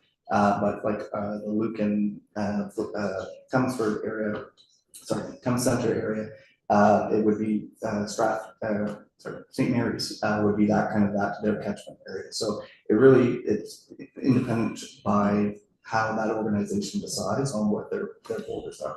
In the WRC, people would come and leave stuff in that front closet when you come in. Yeah. And we needed the baby foods and all those when the moms came. Yeah. I don't remember whether there was a connection to Elsa Craig or not. I know we had to do the inventories and make sure the dates and all that. Mm-hmm. Yeah, but that was mostly, I think, through people in the community that were dropping things off or. Yeah, and so some of it is that we are trying to work on through the Middlesex Homeless Action Committee to be a little more strategic on how do we share food between places, because you don't want to go and stale dated either. Right, Yeah. and we have a kind of a little bit of a running joke about chickpeas. We have lots of chickpeas, and so it's who needs chickpeas and who has an abundance of it. So how do we kind of work together? I would say that's kind of maybe like the well-used WRC, CMHAs that we're kind of working. The larger food banks, they kind of are still kind of doing their own sort of thing, but we are trying to work with them to ensure that we are kind of all working together in the county to support our folks. There's a woman I met with in Toronto, was it Harvest Canadian? They've got an app. Harvest Hands? Yeah, that's it. Yep, yeah. So and they integrate the local food stores. So in Kamoka, the food land would say we've got things. Yeah, those get spread out too. Yes. I guess we weren't big enough. I was trying to get them to come to our community so that we could spread that out. Yeah. But they have a critical mass or population that we might be getting close to it. I don't know. I digress. Yeah, but yes, so we are always looking. So we did have Harvest Hands, and then the one in St. Thomas, and I'm blanking on their name at this point. But they do work with our community as well to bring some of the fresh foods and some other foods as well to our area. Yeah, we don't have enough of it. Yeah, that's it. Through the chair to the councillors, and I know Joe mentioned this already, I think, that we're updating our housing and homelessness plan. So we're really anxious to hear from our community and councillors and individuals that are living rough, like you name it. We're looking at trying to get as much input as we can in updating our homeless and housing plan, because that's really going to help set us direction, really make us aware of what the current issues are. Get a better handle on some of those food pressures and the food banks, and be able to give us at least a roadmap or a plan on where we need to go, what we need to aim for. And of course, we always talk about that, but it's advocating, right? Advocating for what additional money that we may need in our community. The hard part, and Joe and I always talk about this to council, is in a rural community, some of that is lost. And it's really important that we hear from individuals and they voice their concerns and their needs so that we can express that, either it's to the City of London as our service manager or onto the provincial government, that there is needs in rural Ontario, but we may just not see them. So that's what's been great. Can you give an overview on that our accommodation program and the great successes we've seen? And I would say we continue to be a best practice in that hub. Yep. So we, through the chair to the councils, so we partnered with CMHA, Thames Valley Addiction Mental Health Services, who run our program out of there. And we just, over this year, we've increased from 9 rooms to 11 rooms because the need is there. So I work very closely with them and the community navigators, the Ontario Works caseworkers, and the community as a large, all the different programs. MCERT, both OPP and through Stratford Care Police Services, all of us try to work together to ensure that the rooms are filled, because we know that there's individuals that there. So over the past year, our rooms have been filled almost at 100% every day. There are on the occasion where there's some spaces, but we have a wait list of over 20 individuals right now. So even those individuals, we're constantly trying to prioritize who is in the need, who's really living rough, who's living in their car, who's living couch surfing, and how do we identify those individuals and bring them forward. So I think I mentioned just earlier that right now we're floating about 67% of the individuals are being housed in appropriate housing. So that's either finding places, finding rent to income places, being reconnected with family members or friends, that they're able to stay there. So it is a fantastic program for the individuals here in Middlesex County, because I hope we're seeing that there aren't a lot of individuals that are living rough out there that we're not at least connected with. So, and that again goes to the community outreach piece through the community navigators and CMHA. Even if there's individuals that may not be ready for the program, we're still not letting them just be out there. We're trying to keep maintaining connections with them, so that maybe this is the time for them to move forward. So with that though, I think I mentioned earlier the complex needs. So we have some individuals who are like, okay, what do we do next with these folks? And so again, we're working with our partners at CMHA and other places to see other different resources out there that we can get people connected either here in Middlesex and on the occasion the City of London. But we want to support individuals in the community that they're living in, because that's where they're from. So we don't want to send them to London. In some cases, if it's reasonable and that individual wants to, or wherever. But if not, we do not send individuals to other communities. We try to house them or get them settled in the county of Middlesex. Well, I agree with you, Cindy, in terms of the advocacy, because we're dealing with the fallout of what's happening at the provincial and federal level, which we have no control over, right? So that's the frustrating piece of it, is that due to, beyond our control, these things are happening, but we need to step up in terms of, funding, because that's our job to do, right? We wanna make sure that we're supporting the residents of Middlesex County, so, yeah, advocacy for sure. I have a question. So these wraparound services that you provide, I think I know the answer. But is there any even 1% chance or opportunity for these people that are on Ontario Works and to sit down and get, and I realize the money they get won't even pay the rent, but at the end of the day, any sort of budgeting help or guidance, like, is that provided? Because I remember years ago going to the office here in London with a question, and they said, oh no, they're gonna learn to budget, that's how they learn to budget. And I said, well, they obviously don't have the skills, so is there someone that's gonna sit down with them? And they said, oh, well, no, but they can come into London. Well, if they don't have transportation, how's that, like, the whole thing's broken. Yeah. So through the charity council, it's a great question. It's actually something, so I met with the caseworkers just on Monday to talk about our 2025 goals and priorities of what do we think we want to do forward. And definitely budgeting was one thing that comes up. And one thing, how do you budget on $733 a month, right? That's the hard part. So yeah, we can definitely work with individuals to do some budgeting. Where we're going to be working maybe with our EO partners and other community partners is, okay, now you have employment. How do you budget now? How do you budget for the rent, for your cell phone, for whatever your other needs are? So it is something that is on our radar for next year, for 2025. 2024, I think we were just trying to get through kind of some of the larger changes, but it's a great point, and it is something that we recognize. Simple as, if they don't know how to budget, they pay your rent when you get paid, so instead of paying 12 times, you pay 26 or whatever, right? Like, it's, okay. Anyway, I won't get on my soapbox. Thanks. Just on the HPP program, I know that there had been talks last year with Youth Opportunities about possibly setting up a couple beds on Frank Street, and just wondering where we are with that. Yeah, so they have through the chair of the councillor, so they do have 2 rooms right now. Right now, they are going through some changes, so they actually only have 1 room, but they are looking at opportunities to maybe increase those numbers there. Mm-hmm. So yeah, we are in partnership with them as well as funding some of those beds too.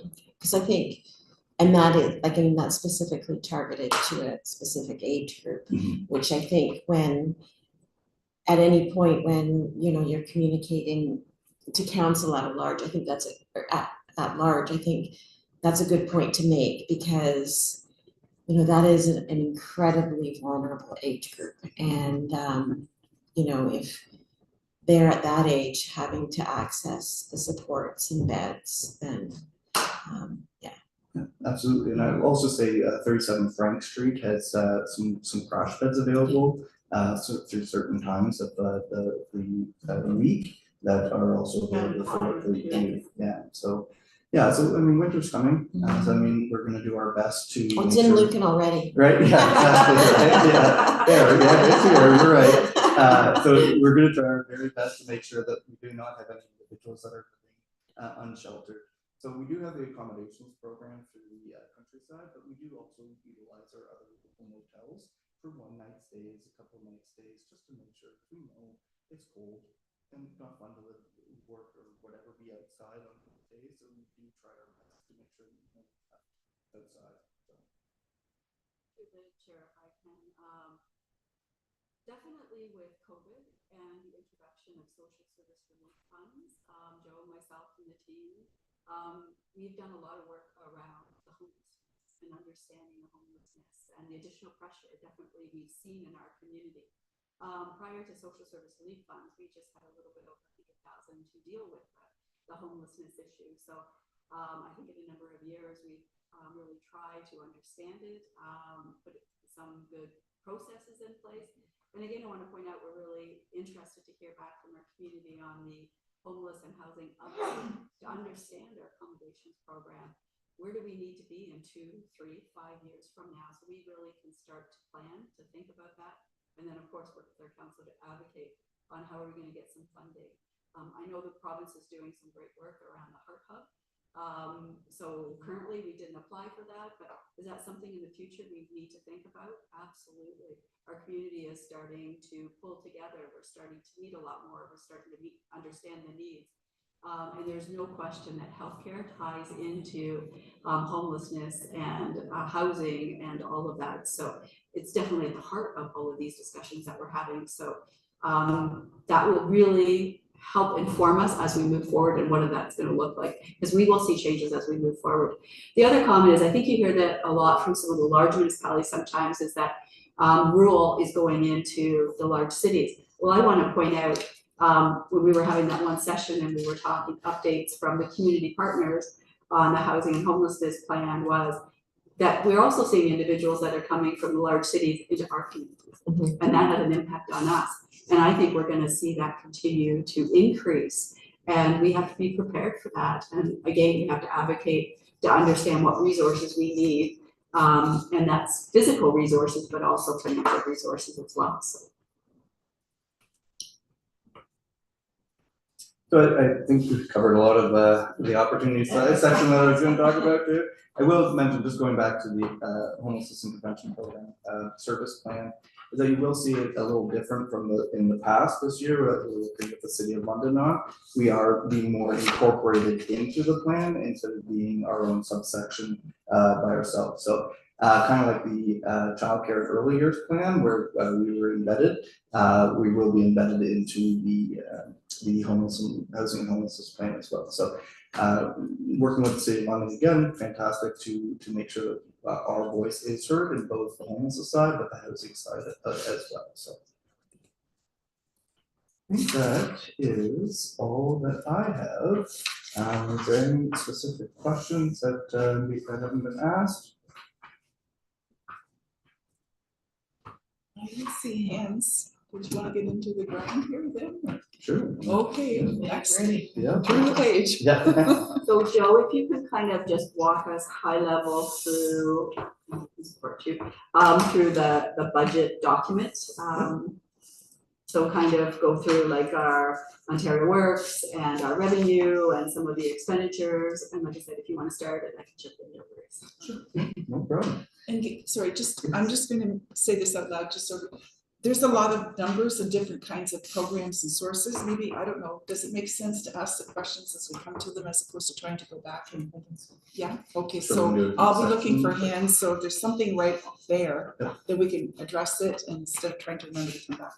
Okay, all right, just want to make sure. So you see the revenue in the county of Middlesex, and then there's the government contributions as well. So some of it is provincial and some of it is actually not through OW, but through the city and Ontario Works program itself. You'll see that there is some in the expenditures, there is some changes, some increases. So around our salaries, so that is due to collective agreements as well with the unionized workers. So some of the local support salaries is around our IT support, our HR supports, those supports through our offices here. Can I jump in for a Yeah, second? For those salaries, that's huge, 20% increase, like even with the collective agreement, it wouldn't be that high, wouldn't it? So no, I'm gonna go through the chair to the councillors, so I'll go back for a second. So on our, you'll see on the County of Middlesex contribution, I just want to remind you, we haven't talked about this yet, but your social housing is in there as well. So the largest part of that increase you see is 774,000, that most of that is associated with the social housing, so we'll get into that in a minute to talk about the social housing. Sorry, where are you? This is at the top where it's on revenue under social services. So it shows County of Middlesex. Yep. And then it shows government contributions, province, city, and Ontario Works. So I'm pointing out, I'll go back to the 2025 budget, which is that 8.7 million versus if you look at 2024, it was 7.9. So we see an increase of approximately 774,000. So that increase includes the social housing as well. And we'll talk a little bit about that later, about the social housing. And again, the City of London is a service manager for social housing. And then in the county, we deliver through contract with the City of London, Ontario Works, childcare in early years, and homeless prevention. So now where Joe was going to, and you just asked that question, Councillor, was on the salaries for Ontario Works. So traditionally, we get funding from the province for Ontario Works. We get 50-50 cost sharing. And then anything beyond our 50-50, municipality has to put in. So we also get the programming costs, which was a huge win a number of years ago, where we used to have to share the cost programs. So that is the actual amount of funding that goes directly to an Ontario Works participant. That is now funded 100% by the province. It's in this budget and you see it going in as a revenue and as expenditure. And we try to each year look at what we predict our caseload to be. And that's when you look at that, you will see the program cost increase. That's based on the caseload projection we have. But I just want to point out that is 100% funding for that. So then I'm going to look at the Ontario Works. In 2024, you've seen a bit of a drop in the funding that we got from the province for Ontario Works. And that was both in the employment, because it was divided previously, one was called Ontario Works Cost of Admin, and we also had another funding pot called employment. It now becomes one, which is Ontario Works. But we've seen that big transformation around the employment transformation. When that happened, we've seen a reduction in our Ontario Works budget. And that happened over the last couple years, but we really noticed that impact last year. So we kind of didn't have any increases really in our last year's budget. But we really had a look this year and said, can we continue on with just matching the 50-50 or do we need a little bit more? And that's where we have a little bit more that we have in that budget because we've added a position. So to be very clear, we added that position in this year and that's what you're seeing in the budget. So it is a position that is more of a support to Joe and myself. And then, of course, there's also the natural increase in costs in staff salaries through the collective agreement. Again, in social services, our staff are part of the collective agreement of CUPE. So they have their collective agreement increases. And we also have non-management where we have in there, which is that 3% increase. And then we also have grids. So everything moves within the grid, which is also part of your collective agreement or your non-union staff as well. So Joe, do you want to add anything to that comment?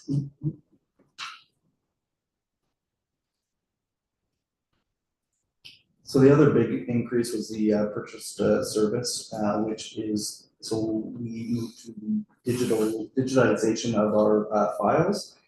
So the increase for that is our contract with Nimble, who does all of our uploading into our computer system. So are you speaking to why you have 10,000 budgeted? Is that on the technology? Is that why? No, sorry, that's under purchase of services down a little bit lower. I was just looking at the changes of. Yeah, so why on the technology, is there anything something different there? You go from 730 to $10,000? So I think with the technology, we always just try to keep a budget in case there's new computer systems that we need to purchase, just so that we're ahead of the game to make sure that we have something budgeted for the year. And I would comment, we're also going to be looking at, we've talked about Nimble and we've talked about our files, and we're going to put that in our technology piece as well. And maybe if we can get some new funding from the province, where I talked about that 100%, is just taking a look at all of our files and can we get more of them digitized. If you go downstairs and you go into the basement, you see there's a lot of Ontario Works files. So part of our plan is to really look at that and say, what can we do about that? Can we get rid of some of those files? Can we digitize that? That's a pretty big project. So we're hoping to start doing some of that work in 2025, and that's where that amount will also come in. We did some of the work last year, but will be a lot of 2025 going into probably the early part of 2026, where we really try to clean that up.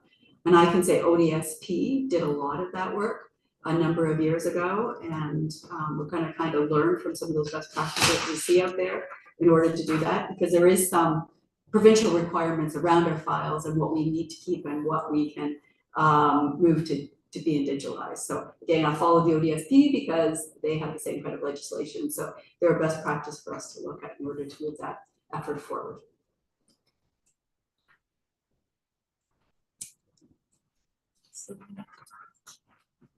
Questions, sorry? I don't see any hands just at the moment.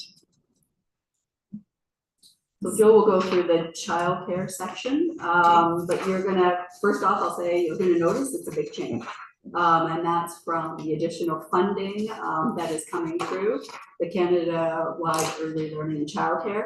As I said, we don't have our finalized 2025 budget, but we really were able to base 2025 on 2024. So again, when you're looking at the staff, there's only a small increase in that salaries and the benefits. And again, that comes down to just the collective agreements and those kind of increases. There is no new staff. I will point out the risk again is included in that salary, as we do have that one position that's for the research, and hopefully that we're going to get the purchase funding that goes with that. Joe, did you want to just talk about the program fee subsidy line? Sure, yeah, as Cindy mentioned, that is the biggest increase, and it is something that we were aware of and we knew it was going to happen, especially going to this cost-based approach. So the funding, the baseline, the funding that we're going to be issuing to the centers, and then on top of that, the legacy funding if there's organizations that are eligible for that. So again, as I mentioned earlier, a lot of the names of these programs, these line items will be changing over next year because this will be a different funding stream when it comes to like fee subsidy. I know it all says fee subsidy is the 3.3 million. If not directly into fee subsidy, we help around 120 families in a year. That doesn't equal $3.3 million, but that is all under that line item, as somebody mentioned, around 12, the Canada-wide Early Learning Childcare Agreement. The special needs line there is a line item that the city provides for us. So it is for special needs resourcing. So we provide supports through All Kids Belong and Strive. Strive is more directed to the childcare centers for professional learning and other pieces that the childcare centers need. And then the AKB or All Kids Belong is more for the children's side of things. So if children need more supports, whatever their challenges may be, so the city provides us a number, they have the contracts directly with those two organizations and then charge us a portion of it. questions for the chair? Through the chair, I will point out one item, which is the Middlesex supports. So if you're looking at the year-to-date actuals, I will tell you, we usually do spend that entire amount, we come back to council. Because in the past years, if we do have any amounts in that, we have put that back into our local municipalities so they can support some programs as well, so, yeah. Yeah, because I'm, those two areas, I'm kind of looking at the numbers and seeing what's going on there. And through the chair, as well, we haven't changed that amount for a number of years. It is something that we're probably gonna look at in 2025, to come back to council in 2026. Because we have had some of our partners come and talk about the programs, talk about maybe some increases that they need, and have a bit of a more thorough conversation and really look at all the programs that we do under Middlesex Supports. The Middlesex supports line. Yes, Middlesex Supports line. Great programming that they do. As you know, we come back to council every year and talk about those. Anyone that remembers the old NCB. So it was funding that we needed to put in kind of for provincial, the province at the time when they got rid of the old national child benefit. On that requirement, they asked all municipalities if they could continue to fund. And that's how we came up with the Middlesex support, going back a number of years. But there is some unique programs that we do in there, but I think it's time that we again look at it. We look at it every couple of years and just say, is it meeting the needs of what we currently need? Do we need to make any tweaks or changes? And do we need to look at maybe some inflation changes for those as well? So I think it's time in 2025 we look at it for 2026.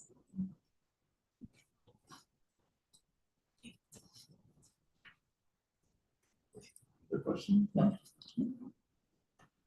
Sounds good to see. Do you want to go through social housing?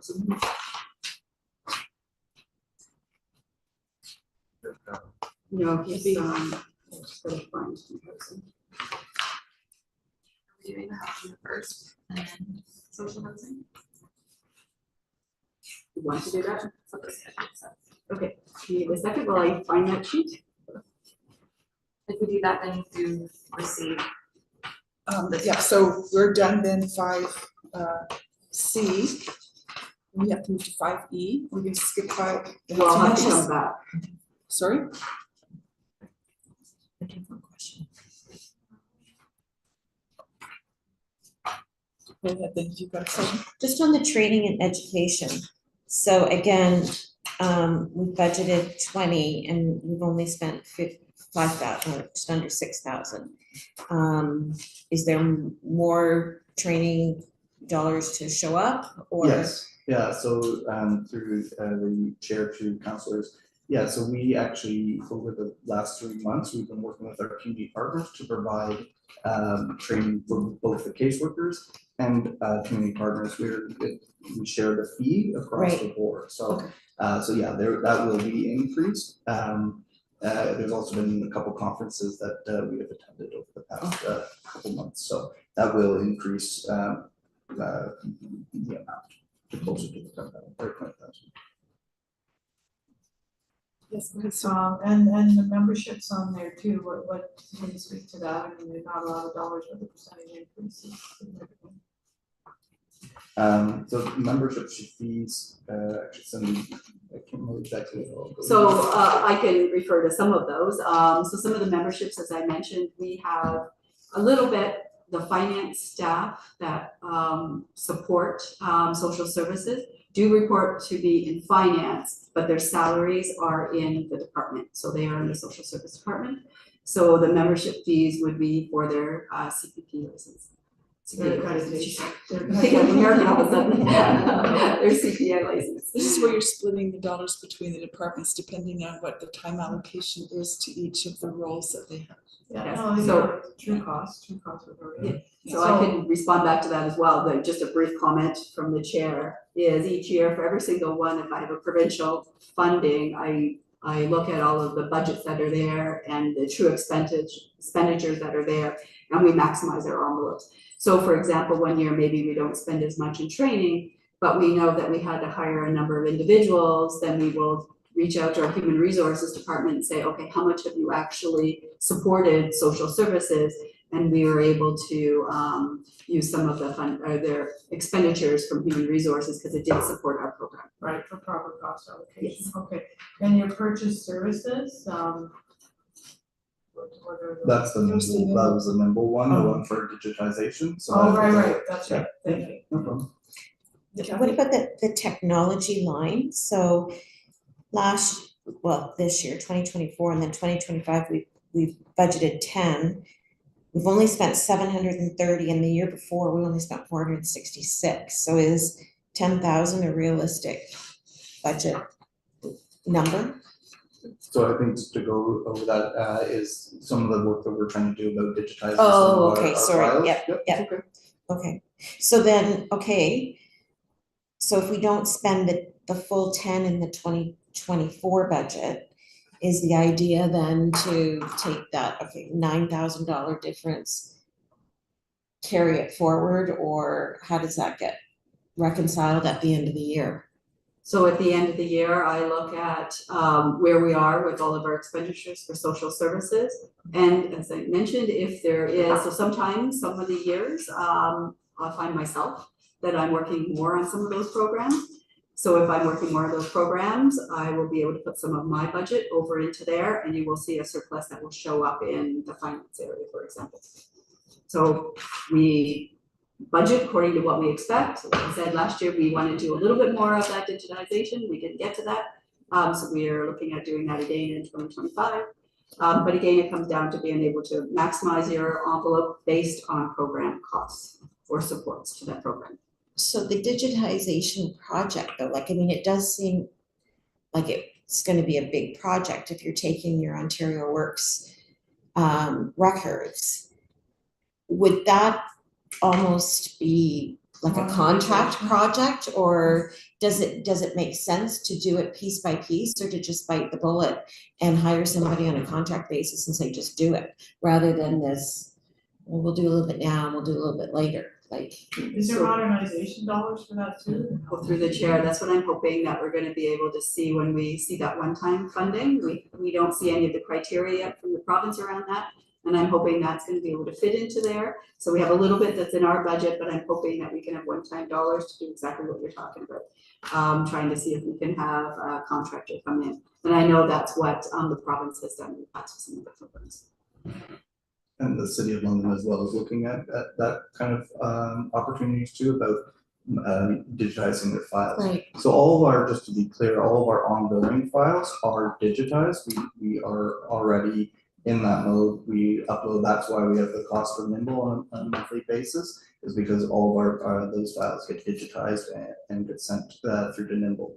What we're looking at is looking at the basement, as we said, the older files that we have to maintain due to other overpayments or just the retention structures that are provided from the province. So we're looking at, because if we can digitize them and put them through the Nimble process, then great, then we don't have those files anymore, but there's a cost to that. So it is, we are going to be looking at either, hiring an individual to kind of support that, or contract it out just to another organization. So, because looking at a file, you have to actually go through and we call it thinning a file to because if there's 4 pieces of ID in there, we only need 1, right? But throughout the years, it just kind of gets piled in. We don't keep bank statements anymore unless it's attached to an overpayment. So we can get rid of some of those things that historically we've always just kept. So that's why all of those files, some of them are volume 4s or 5s, right? Depending on the individual. So we are looking at, that's kind of our next step, is to look at the older files. What are we going to do with them? Knowing that we're going to be moving the locations as well at one point. So Is that potentially a summer student type of job, or no, you don't want to wait that long? So we did have a summer student that actually came through and did help us organize our files. So it was in the past organized in a different manner. So we now have it organized alphabetically so that we can easily find all of the files. It could be something that a summer student could do, but it's going to be a large job for an individual that we need to make sure that they fully understand well, privacy to start with, but then beyond that, what documents are required to be kept and which ones not. So I'm, not that we couldn't use a summer student for, but I think it is something that we will have to look at dedicating an individual to it. Under 7 and 8 for travel, training and education, there's a big jump. We budgeted double of what was spent this year, and we're predicting that we're budgeting that for the next year. So can you speak to why that's, the travel's not been used there? Or is that a realistic number to bump it that high again? Number 7. So I can speak generally, so we are getting back out into the community a lot more than what we have been in the past couple of years because of COVID. So starting January 6th, all of the staff are actually returning full-time into the office, and we'll be going out to the communities a little bit more. So we do expect that there will be a little bit more of some travel costs there. Also with the community navigators, we did hire a second one, so some of their travel expenses will be increasing over the next year. So. Well, I'm glad to hear that the staff are returning full-time, because it's hard to deliver social services virtually. I don't even know how you do that, but that's just a personal comment. Yeah. So and then training and education, maybe to speak to that, the budget, we used 13.5 in 2023. Year to date, it's only 5,800, so there's still stuff to be built. Yes, yeah, that's okay, no problem, yep, so there are still some things that, because as I said, we are trying to work with our community partners as well to ensure that we maximize all of our training budgets, because I also know some of the other agencies don't have this large training budget, so, and it is that we charge back to them, so it's not that we're using our training dollars, but just makes sense that we can utilize and support each other across the board, so. And if I can jump in there maybe for a second to the chair, to the councillor, is that shift that we are doing for life stabilization.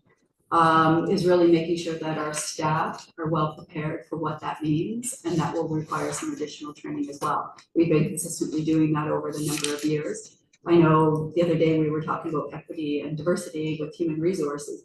Well, we've been doing some of that work with our caseworkers already, where with the CMHA, where they would come in and they would help us do some training, so that type of thing. So we continue to see that as we move forward with that life stabilization and that big change, social service modernization, that will assist us with that as well. Making sure that we really are supporting our clients and spending that depth of time that we need to spend with our clients to move them forward. So far this year, we've done trauma-informed care, we've done motivational interviewing, and we've done safe talk, which is suicide prevention. So we will be looking at, okay, what are, again, going back to the complex needs, we're seeing it more. I want to make sure that the caseworkers feel, we want to make sure the caseworkers feel prepared to do that. So we will be looking for other opportunities in 2025, 2026 to ensure that we're meeting those needs. I will, just to clarify about staffing, so right now they're in 4 days a week, so it will be just adding that the Friday back to being full-time into the office, because I don't disagree with you that we are social services, so we should be back in the office 5 days a week. Any last questions? A lot of ground to cover. It's a complex, yeah, it's very complex. Multifaceted and many programs and funding sources, and yeah, complex. So, well, if anything else comes up, we know where to find you. So, okay, if there are no more questions, there is a motion in front of us that the social services bracket Ontario Works and childcare budget be received for information. What was a tie? Okay. Okay, Michelle and Sue, I'll call the vote, and it's carried. Thank you. All right. Health unit? So through the chair, yes, I think we're gonna do the health unit, and then I think we will break, and then after lunch, we will do, Joe will come back, and Dirk, and we have the social housing, and then we also have one of our new business cases. That's for the housing as well, so. Okay. So just briefly, I can point out, so the Middlesex London Health Unit, if you look at the 2025 budget, you will see it's that, Sorry, I'm so Oh, no, I will wait a Just a couple second minutes. to add to, right behind, right before the parentheses.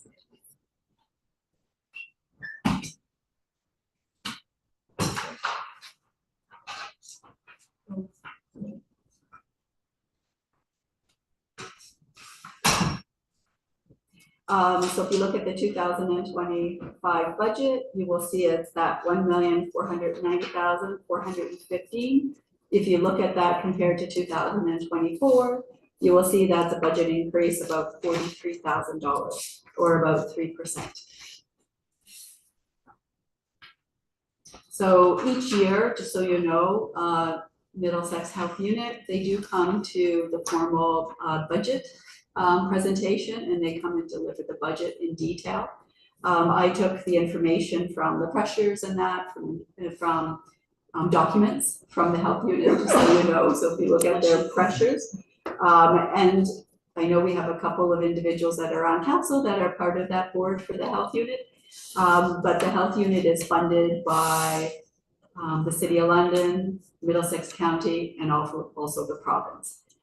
So I know that quarterly, at least, I meet with the health unit and we talk about any pressures and anything that's going on. So if there was anything big or concern that would come to council during the year, I haven't had to do that.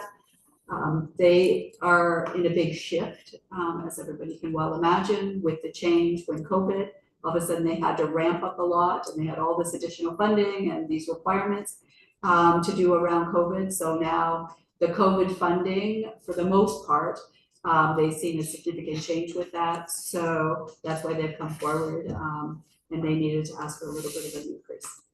I know they do a very detailed analysis every year when they do their budget. They look at every single program and they make sure that every single program, the validity of each program, and then they make adjustments for that. So I feel very comfortable in putting that increase in front of you just by looking at their budget process and the scrutiny that they do. And I know that they don't even like to give any increases, but this year they are asking for that increase. So I'm happy to answer any questions if I can. Well, I guess just to provide a bit of further explanation in terms of the increase, because there was a significant increase or ask for the city of London as well for the 2025 budget. But not that it's going to be any surprise, but the health units are underfunded by the province. So there's been increased funding to the, I think between 1 or I think it's just 1%, right? And then knowing that, you know, other costs have, you know, greatly have been inflated by a lot more than the 1%. So the health unit, I think, has done a really good job of right sizing, given the financial pressures. So there's been a bit of a restructuring that's happened, and that has, I guess, saved some of those expenditures. But in order to deliver the programs and services that are mandated by the province, we need to see this 3% increase. We've been told, I'm not sure when, but 2025 should be the year where the funding for health units should be reviewed by the province, and there might be some additional funding, and fingers crossed. We're not sure.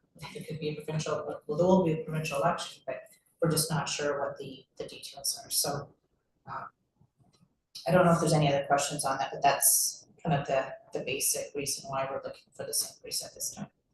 But I think wasn't last year, remind me if I'm wrong, it's severe cuts. We did Massive. last year. Yeah, Big, massive. big cuts, yeah. Is it 22 people? I think it was severe, Yeah. it was severe. Yeah. It was trees not aligned, I don't think at all. And it's difficult because, I mean, again, with Joe being here and talking about, you know, all of the pressures facing, you know, residents within the county, I mean, that's an important service that should be kind of ramped up in terms of the funding to support the residents. And the allocations, but anyway, okay, go ahead, Paul. Yeah, through you and further to Sydney's and Councillor Margaret's point, Legislative Services is supporting Middlesex London Health Unit led advocacy initiative for Roma, and thereafter specifically about the funding formula and allocation specifically to Middlesex London Health Unit. And that's actually the city and the county supporting that health unit led initiative. So we'll see how that shakes out as well, just that for the context of what Cindy has said. And through the chair, I will remind, we will have them come to do the budget presentation as well. So I think it's really important that you do hear from the senior leadership over at the health unit, and they can talk about their programs and their budget and what they do. Yeah, they're happy to do that. That's what I was gonna ask. Okay. Do we have a date for that? When they're coming? That will be our budget presentation, which is in February. In February, okay. February 11th. Yeah, I was just wondering, I know we see them, but I wasn't quite sure if they're coming, when they're coming, so I haven't heard that yet, so. Well, Okay. this is maybe not appropriate to ask right now, I'm gonna ask it anyway. So the water testing, is that still done by the health unit? Or did they get rid of that altogether? That fund, that is. That was a important. contentious thing at one point. Did that legislation In the pass? past, I don't believe it passed. Yeah, I don't think it passed yet, it was tabled, Okay, I was just yeah, curious, just yeah. curious. and there was a AMO was involved in that too, I don't remember if it has gone through or not, but that, there were a lot of, Yes. pushback Yeah. from smaller municipalities that have to support. Well, They don't have when you're not on integrated water municipal systems. Services, like, come on, Yeah, right? But we actually didn't have a lot of requests for testing. Really? Strangely enough, yeah. Well, that should be one of the programs that's pushed more. Yeah. Education. Education and stuff, Well, but there isn't especially a as ton you of money. intensify development in Mhm. areas where there's not full services, you know, nitrate levels go up, and I mean, should be an increased demand or pressure put on people to participate in that. Yeah, especially now that in terms of what kinds of subdivisions you can build going forward on new systems that are not integrated. Well, yeah, anyways, We it's all, digress, we it's a big digress. ball of wax. Anything else? No, Okay. I think that's all I need So- for that one. Okay, so this motion before us is that the Middlesex London Health Unit budget presentation be received for information. And I have Sue and Michelle this time. Thank you. All in favor? And that is carried. So we're going to take a break now. So if I could have a motion to, thank you, Michelle, Sue, all in favor?